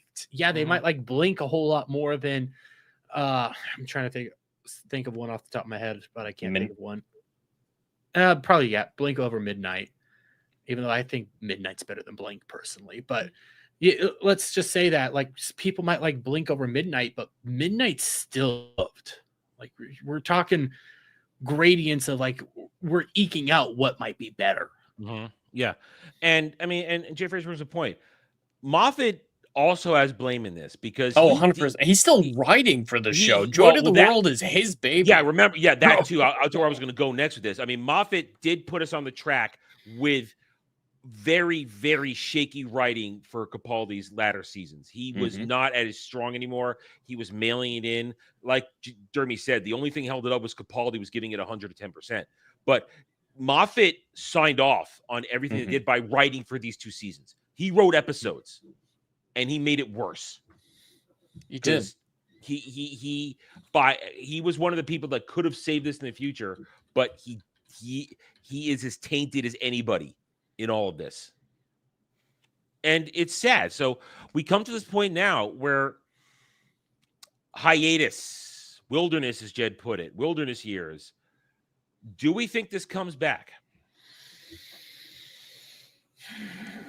At best, the leaks about being on hiatus for 2 years are true. I think that is the best case scenario where they take a few years off, only a couple of years off, and try to come back strong. It needs to be at least a decade, in my opinion. Wilderness Years Part 2 needs to be at least 10 years for any chance of it coming back good. But best case scenario, I say 2 years. But part of me really wants to say that part of me wants to say that because of the reaction to Rose, because of the viewership data, because when you look at the overnights are only 0.15 higher than the season premiere, which that's not good. And also when you take into account the only other episode that was higher was Intergalactic Space Contest, and when you actually that's a lot of extenuating circumstances there. Yeah, and if you take into account what the consolidated numbers actually end up showing you, it only had a 0.7 increase, so it's not actually that impressive. When you look at what's going on here, and I'll even take what that lady said, there's no real justification to continue this. The numbers aren't there. You don't have the backing. You don't have the funding. The fans are already turning on the people who are supposed to love your shit. The stands are turning on you. Nobody. They're fighting with each other. They're doing what Disney Star Wars is doing now. They're all fighting with each other because you didn't actually produce a product. You created consumer slop to appease certain demographics. The logical side of me would say any normal person would say, fuck it, we're not bringing it back, no matter what. Give it 10 years, maybe. Well, the problem I have is we know how desperate they are. They brought Rose back to be desperate. They brought her back just for that because they want to get the David Tennant thing. Well, I part of me thinks they're going to try. Nothing matters unless they retcon the timeless children. It doesn't matter how many new doctors they bring aboard. Doesn't matter who it is. Doesn't matter how nostalgic I get. Nothing matters unless somebody has big enough balls to come in and say, I'm going to retcon the timeless children. They said timey-wimey in this fucking episode. Use it. Timey-wimey this shit. Retcon it. We have said that between us, the chat, real fans out there, we have said numerous ways how easy it is to just blip this thing away and set us back on course. And by doing that, you would say Jodie never existed. Shooting never existed. Fugitive Doctor never existed. And guess what? As Dermy just pointed out, the such small people watch this, the 2 million people at best that still watch this. You lose them, you're not losing anything. You get back the 10 to 20 million people that would happily come back and watch this. And I don't want to hear, and Jed, because I know you showed us one of them. I don't want to hear the chin ball era people going, the Jodie era. This has brought out the Jodie era people going, see, our era was really good. No, it wasn't. It was just a different type of dog shit. That's all it was. Still shit. So there is no way back unless you fix it. No matter how long they take a break, unless they come back and somebody says Timeless Children is gone. You don't save anything. We're still exactly where we left off with a ruined, broken franchise. I don't think I'm wrong. Well, you're not wrong. But they're not gonna do it. I'm sorry. Nobody has the balls to fucking do it, even though everybody's making fun of it because it's all dumb. Even the BBC's saying it's stupid and retarded right now. They're not gonna do shit with it. But that goes over to the other point. Like, even the BBC is saying that this is awful. Yeah. Would they even justify? Even your own people are saying this is bad. How can you justify continuing this? I really don't know. Like, part of me really wants to say they're just going to cancel it, but at the same time, you don't bring Billy Piper back for no reason. You're trying something here. It's a desperation move. You're trying to get part of the things that, well, it makes perfect sense. Let's bring back one of the original catalysts that made this pop when it came back, Billy Piper, who became massively fan favorite for her performances of Rose for two different doctors. Let's bring her back. And then, of course, I mean, everybody loved it when she came in as the Moment in the 50th. That was just, whew. It was like, oh, it's Rose. No, it's not Rose. It's not Rose. I really appreciate how they did that because they didn't have to undo Rose's ending to have her come back, which should have been the way they addressed things with Catherine Tate and Donna. You don't undo the companion's ending, no matter how bittersweet they are. And Moffat should have done that as well because Heaven Bent undoes a good ending for Clara, having her die facing the Raven. You don't undo companion endings. That just cheapens everything. It goes into the same realm that comics and the MCU is about to get into, where nothing matters. There are no stakes if you can just multiverse yourself up a new Tony Stark or anything like that. Stakes are irrelevant. Emotional investment is pointless. And the saddest moments are what define this series, just like any other franchise. Without the saddest moments, the happy moments don't mean anything. So it just becomes bland nothingness if you can if you can just undo all the horrible things that have happened. Yep. Blasphemy, Mudcrab, blasphemy. Now, but that's it. That's it. We're done. But we're not done. We're not done. No, because now we can close the book on this. And we can go back and celebrate real Doctor Who. Oh, yeah. Now, we tried to get this done before the season started, but a lot of things kind of fell apart. Might not be next week, might not be week after that, but very soon, as soon as we can, there will be the return of. We've only got one episode of it, but it's a regularly rotating stream. I'll do once every couple months. Nerdgasm will return, and we will be talking at least for the first part, because these type of things take multiple parts because we go down rabbit holes and we don't get to talk about a lot of things. We will be doing our first Nerdgasm discussion of real Doctor Who from Hartnell to Capaldi. We're only allowed to talk about good stuff. That's all we're allowed to talk about. We're going to have a good time. We just have to work out the scheduling of it, have that. But I also got a little small story. I'm going to share this with you guys. And it just started it only happened yesterday. So my mom watches my content. Okay. She watches my content. She knows what I talk about. And she asked me. Hi, Mama Ren Nerd. She asked me, what is Doctor Who yesterday? And I said, well, I did try to show it to you once before, and you didn't want to watch it. And I tried showing her New Who like 5-7 years ago. She wasn't into it then. Different period of time, though. She says, well, I've been listening to what you were talking about. I've been hearing you talk about it. And I saw some of it pop up on Tubi because now she's watching Tubi because it's just, there's a whole bunch of classic sections. Yeah, it's very easy for her to find stuff because she's watched her own movie collection so much she doesn't want to go back into it. So she's watched on, but she spotted some classic Who, and she said, "What should I do?" And I said, "Well, what'd you see on there?" So I wasn't sure. I think it was what you call classic Who. I said, "Well, you want to watch it?" I said, "Yeah." But then I started telling her. She asked me who was the Doctor, and I gave her the rundown of William Hartnell as the first Doctor. And then I said, here, I have an idea for you. And I want you guys to know, I want your opinion if it's a good idea. I think it's a great idea. I said to her, listen, because she loves knowing the history of things. She's a history buff. I said, so here's what I'm going to do. I'm going to get you the first Dr. Hartnell special from the 50th. And I'm going to show her that first to get her primed. And then whatever she finds on Tubi, well, I'm going to see what it is first. I'm hoping it's some Tom Baker. I'd like to get her, if she's going to go in first, I'd like her to get in with some Tom Baker first or something like that. And then after she's watched it a bit, if it is clicking, then I will run her through New Who, no problem. But what do you think about that? Do you think it's a good idea for me to show her the Hartnell special from the 50th? Because that's so good. It's Probably, in actually. her case, Yeah, I wouldn't in her recommend case. that for the majority of No, people, but no. from what you're describing, that does make sense. And I think she could probably start with William Hartnell. I think she could pull it off and just go through the whole thing. But yeah, that's an easy way to get into it because it gives you the background and sets up the regeneration in.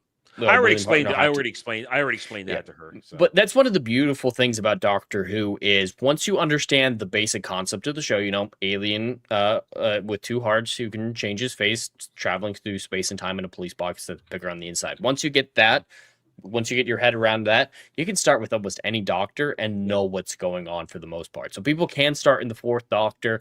I usually like to customize it like you're talking about for every new fan of Doctor Who. Try to find individual episodes that they'll like, and then New Who is usually because it's easier for these people. A lot of people will never watch black and white stuff. That's just something my that I've mom's a found. cinephile, It's a so Right. culture shock. That's why I think it makes a lot of sense for her to start with William Hartnell. But that's one of the beauties of Doctor Who is there's a lot of great places to start. And as long as you get the basic premise, you're not necessarily all that lost. I mean, because what she did is as soon as I told her William Hartnell was, she went up and looked to see what he was in, and now she knows that he was in acting for a long time, acting along people that she's seen. So now she's curious if she's seen him in anything before that. So that's why I think it appeals to her to give her the history lesson first of who William Hartnell was in the history of the Doctor, because then she'll feel really connected to it because she loves that kind of stuff. How things are made. Before I go any further, I assume Dermy, this is yours. Yeah, this is mine. From Raichu, on a lighter note, which companion would you guys would want to hook up with the most if you had the chance? I already answered. It's Amy. between Rose. Amy, hands down. It's always Amy. between Rose or Amy. Amy, hands down. New Who wise, absolutely Amy. Yeah, Karen Gillan is just smoking hot, and she's fun. I feel like you'd have a lot of fun with Amy. But when it comes to Classic Who, this might be an unpopular opinion, but Romana 1. I prefer Romana 1 to over Romana 2, and Romana 1's got some sass to her. Like that's a mature woman who's going to have some fun. I say it's between Rose and Amy. Amy for hands down obvious reasons, but Rose helped me get through high school a little bit. I'm not gonna lie. Right. And Billy Piper might have had some work done. But all I know is that clapped him cheeks. All I know is that Karen Gillan is still looking good right now. She looks right. You had a should kid watch too. a Diary of a She's had a kid too, Call so- Girl, Dermy. I watched Diary of a Penny Call Girl. Dreadful. And I saw Penny Dreadful too. I didn't like Penny Dreadful. Penny Dreadful it takes some getting into, and it's a little slow. But I mean, Billy Piper. When they started turning people frontal. gay, I just like that. I can't take this anymore. They started turning everybody gay in that one. I was like, that's But Billy Piper full frontal. Yeah, I saw that. I saw it. I'm still taking Karen Gillan. Amy. Ooh, Wiley Dave. Leela is a good choice. Do you guys know about Leela? No. She's kind of the cave woman companion where she's wearing basically a loincloth and has a knife, and she's like the fighting companion. She's basically a cave woman who's traveling with the Doctor, and she is skimpy, sexy. For me, a second, Alex Kingston, River. I'd do some. She knows how to turn the knob. So I mean, River's into some kinky shit. You have a good time, River. And Alex Kingston was smoking hot in her prime. She was. I watched her on ER, so I already was familiar with Alex Kingston before she appeared as River. So I should also throw mud. I have to say this also. Millie Gibson. That's because those. Oh well, those are good. See, we're talking real Who. This Millie okay, Gibson, that's fair, but we're talking real Who. Millie Gibson. Yeah, I'm not throwing. I'm opening the door and ushering her into my room. Definitely. Now, I don't know what you guys. I don't know what you guys think about Astrid from Voyage of the Damned. That maid outfit. Yeah. She was a one-off, but still technically a companion. Help cleaning my room. Sarah Jane's too sweet. I can't. I was like- introduced to Sarah Jane through New Who, so I look at her as a maternal figure. But yeah, when you go back to the Pertwee and Baker era that she's in, she's pretty hot. She's pretty cute. But Listen, Mudcrab chose both Belinda and Yaz. Let's be real fair here. Jenna I'm Coleman being- I'm needs being a a gag. I'm being a dick. He actually chose Liz Shaw. That's a good Anyway, choice as well. All right, so The Third Doctor's era doesn't get enough love, in my opinion. He's my favorite classic Pertwee's Doctor. fantastic. Pertwee is Mhm. fantastic. Also, because the most interesting thing is that Pertwee, because of reasons, it was on Earth. So it's like Mhm. just For the adventures first on part Earth. of it, yeah. Yeah. Martha's a good one. Martha never really did it for me. Martha never really did it for me. She I'm not didn't going to do cry it out for of me. bed, but she didn't I'm do not- it for me. If you like her, you like her. Yeah. Okay, let me check stream elements, make sure nothing's there. Okay, we're good. All right, guys. With that being said, we're gonna close the doors to the TARDIS, lock it up, and put it away. Unless something else happens, this I hate to particular say that I show is done. kind of want to throw a Molotov cocktail in it as well and walk away. Well, this is our TARDIS. We're not gonna blow up our Yeah. TARDIS. I mean, Oh, our TARDIS. Are either of you guys going to watch the war between the land and the sea? you're making me. No, think- I'm not making you. Yes, you are. You're making me. This sounds Only like you're way. dragging your own No, leash. I that's haven't the- even decided if I'm watching Oh, it. I thought you were doing it and making me do it. I thought. No. Not unless No, you I- make me. Not Yeah, unless you I make just me. I don't think anyone gives a shit. They're doing No. Sirens of the Deep. It's the Little Mermaid with sexy sea I devils. might- You don't want sexy sea devils. I might watch episode 1. I don't know if I'll do a review just to No, I'm. I don't even know if I can watch it. gauge if I could. Like, I might watch that first episode just to gauge, can I do anything with this, or am I just gonna laugh the entire time and think it's retarded? I might That's tune amazing. into the first episode, but it's not going to be an immediate. Like I gotta watch it for this stream or anything like I Yeah. did for this season. It's Like if I get around to it, it's a Witcher situation. You'd have to make me. yeah. I'm not What if doing I it of made my you? free will. You don't. No, I don't do anything you say. What about if I gave you a cookie? I could bake my own cookies. What if I gave you a Dermy cookie? Oh, all right. We're gonna end the show. Well, there is one last thing I want to, or a two-part last thing with this episode I want to mention. yeah. We could just go quickly through the New Who. We'll just do New Who for simplicity's sake. Okay. Reasons for regeneration. We've got Okay. 9 sacrificing himself, taking in the vortex energy to save Rose. Yes. Good ending. 10 absorbing a bunch of radiation to save Wilfred Mott. Great. We've got Matt Smith dying of old age. We've got Peter Capaldi. His cause of death is a little bit iffy. Like, what was the exact moment? There's a lot of different. Was it the crash? Was holding on? He was holding on for a while. he was holding on for a while? So, some people say it's the crash, like when they were crashing through the ceiling and Bill had to carry him out. But regardless, it's in a conflict against the Masters and Cybermen. A war to save these people, and also then to save the first Doctor. hmm from- Yeah, in the end, yes. Yeah. And then we've got Jody, who gets a laser beam to the face for some reason. And then we have 14, who just does it for some reason. What was it? I can't even remember. The And toy then- maker just said it Oh happened. no, he shot him with a laser. Oh, yeah. He shot him with a laser too. The same. Oh, yeah, la- it was one of the another same- laser beam. One of the same lasers that they were using at the Bone Okay. Beast. So, yeah, it was another laser Yeah. beam. But Shudigawa, he Minecrafts himself to make his companion a single mom. Mhm.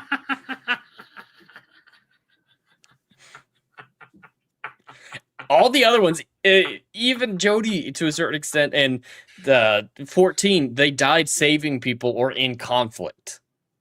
That's Joy to the world. couldn't handle being He- his dad that much. He died to make his companion a single mom. He hated having a kid that much that he would rather rewrite history to make sure his DNA ain't in it. Yep. And I just wanted to point that out because I think it's hilarious. It is But funny. things that weren't resolved in this episode, there's a list here. Okay. Go, And they resolved the robot revolution one by throwing the certificate out the TARDIS doors in this episode, so they could find it in space. which it doesn't align. You'd have to be so precise to make the robots pick it up at the right moment. It would take more than just throwing it in the space above Earth. Listen, everything was just retarded. I It's true. completely forgot to. Why can Mrs. Flood break the fourth wall like we saw at the end of the last season? Never explained. Who's the boss? How did Rogue Samantha. How did Rogue contact the Doctor from the Hell Dimension to say tables don't do that?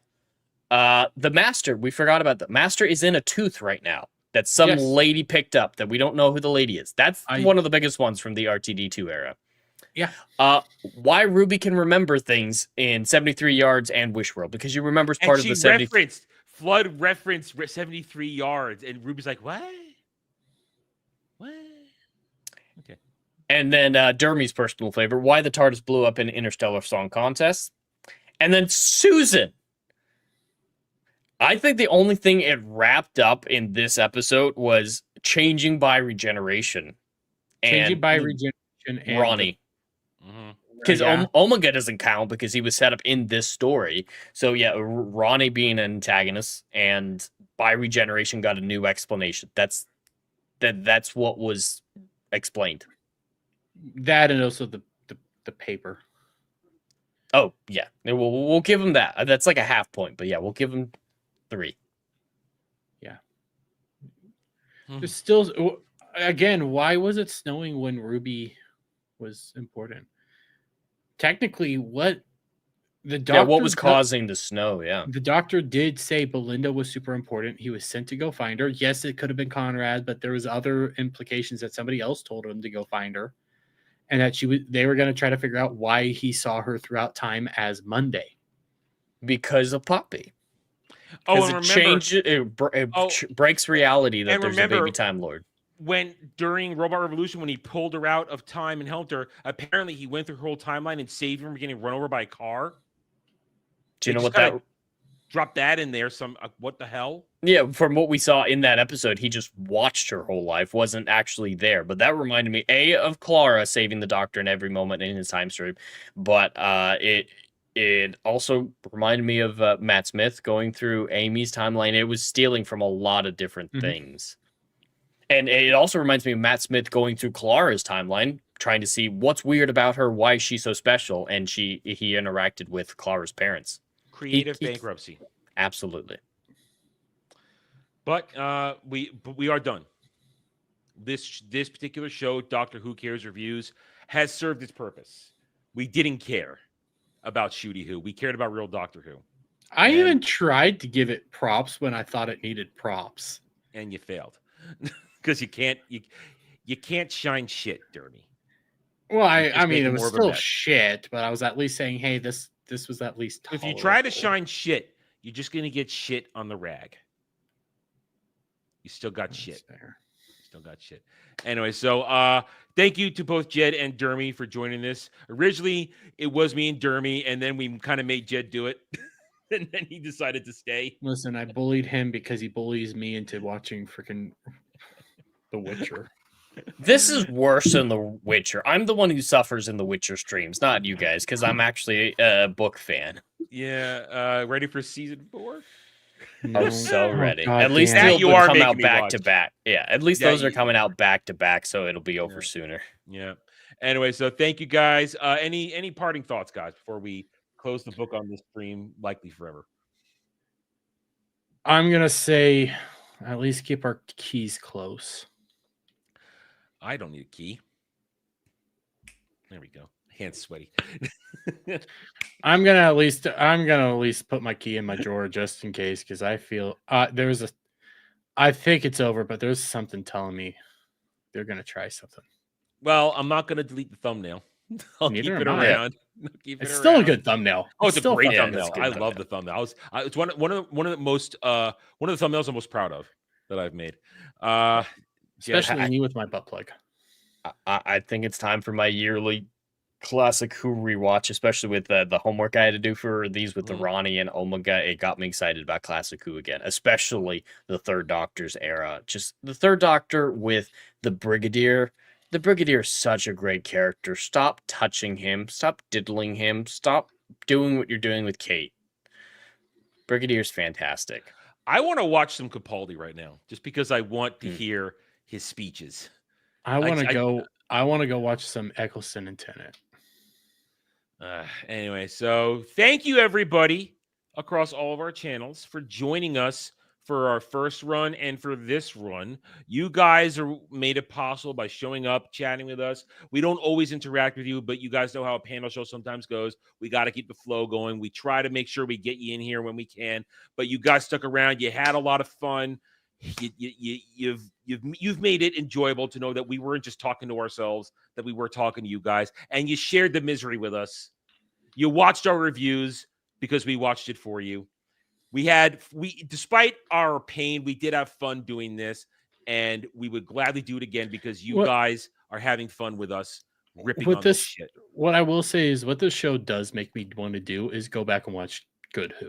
Yeah. Always reminds me of the good shit. Always reminds me of the stuff that we care about the most, and bringing that stuff up when we do these reviews or even talking about like the good stuff, it tells people that we were actual fans. Mm-hmm.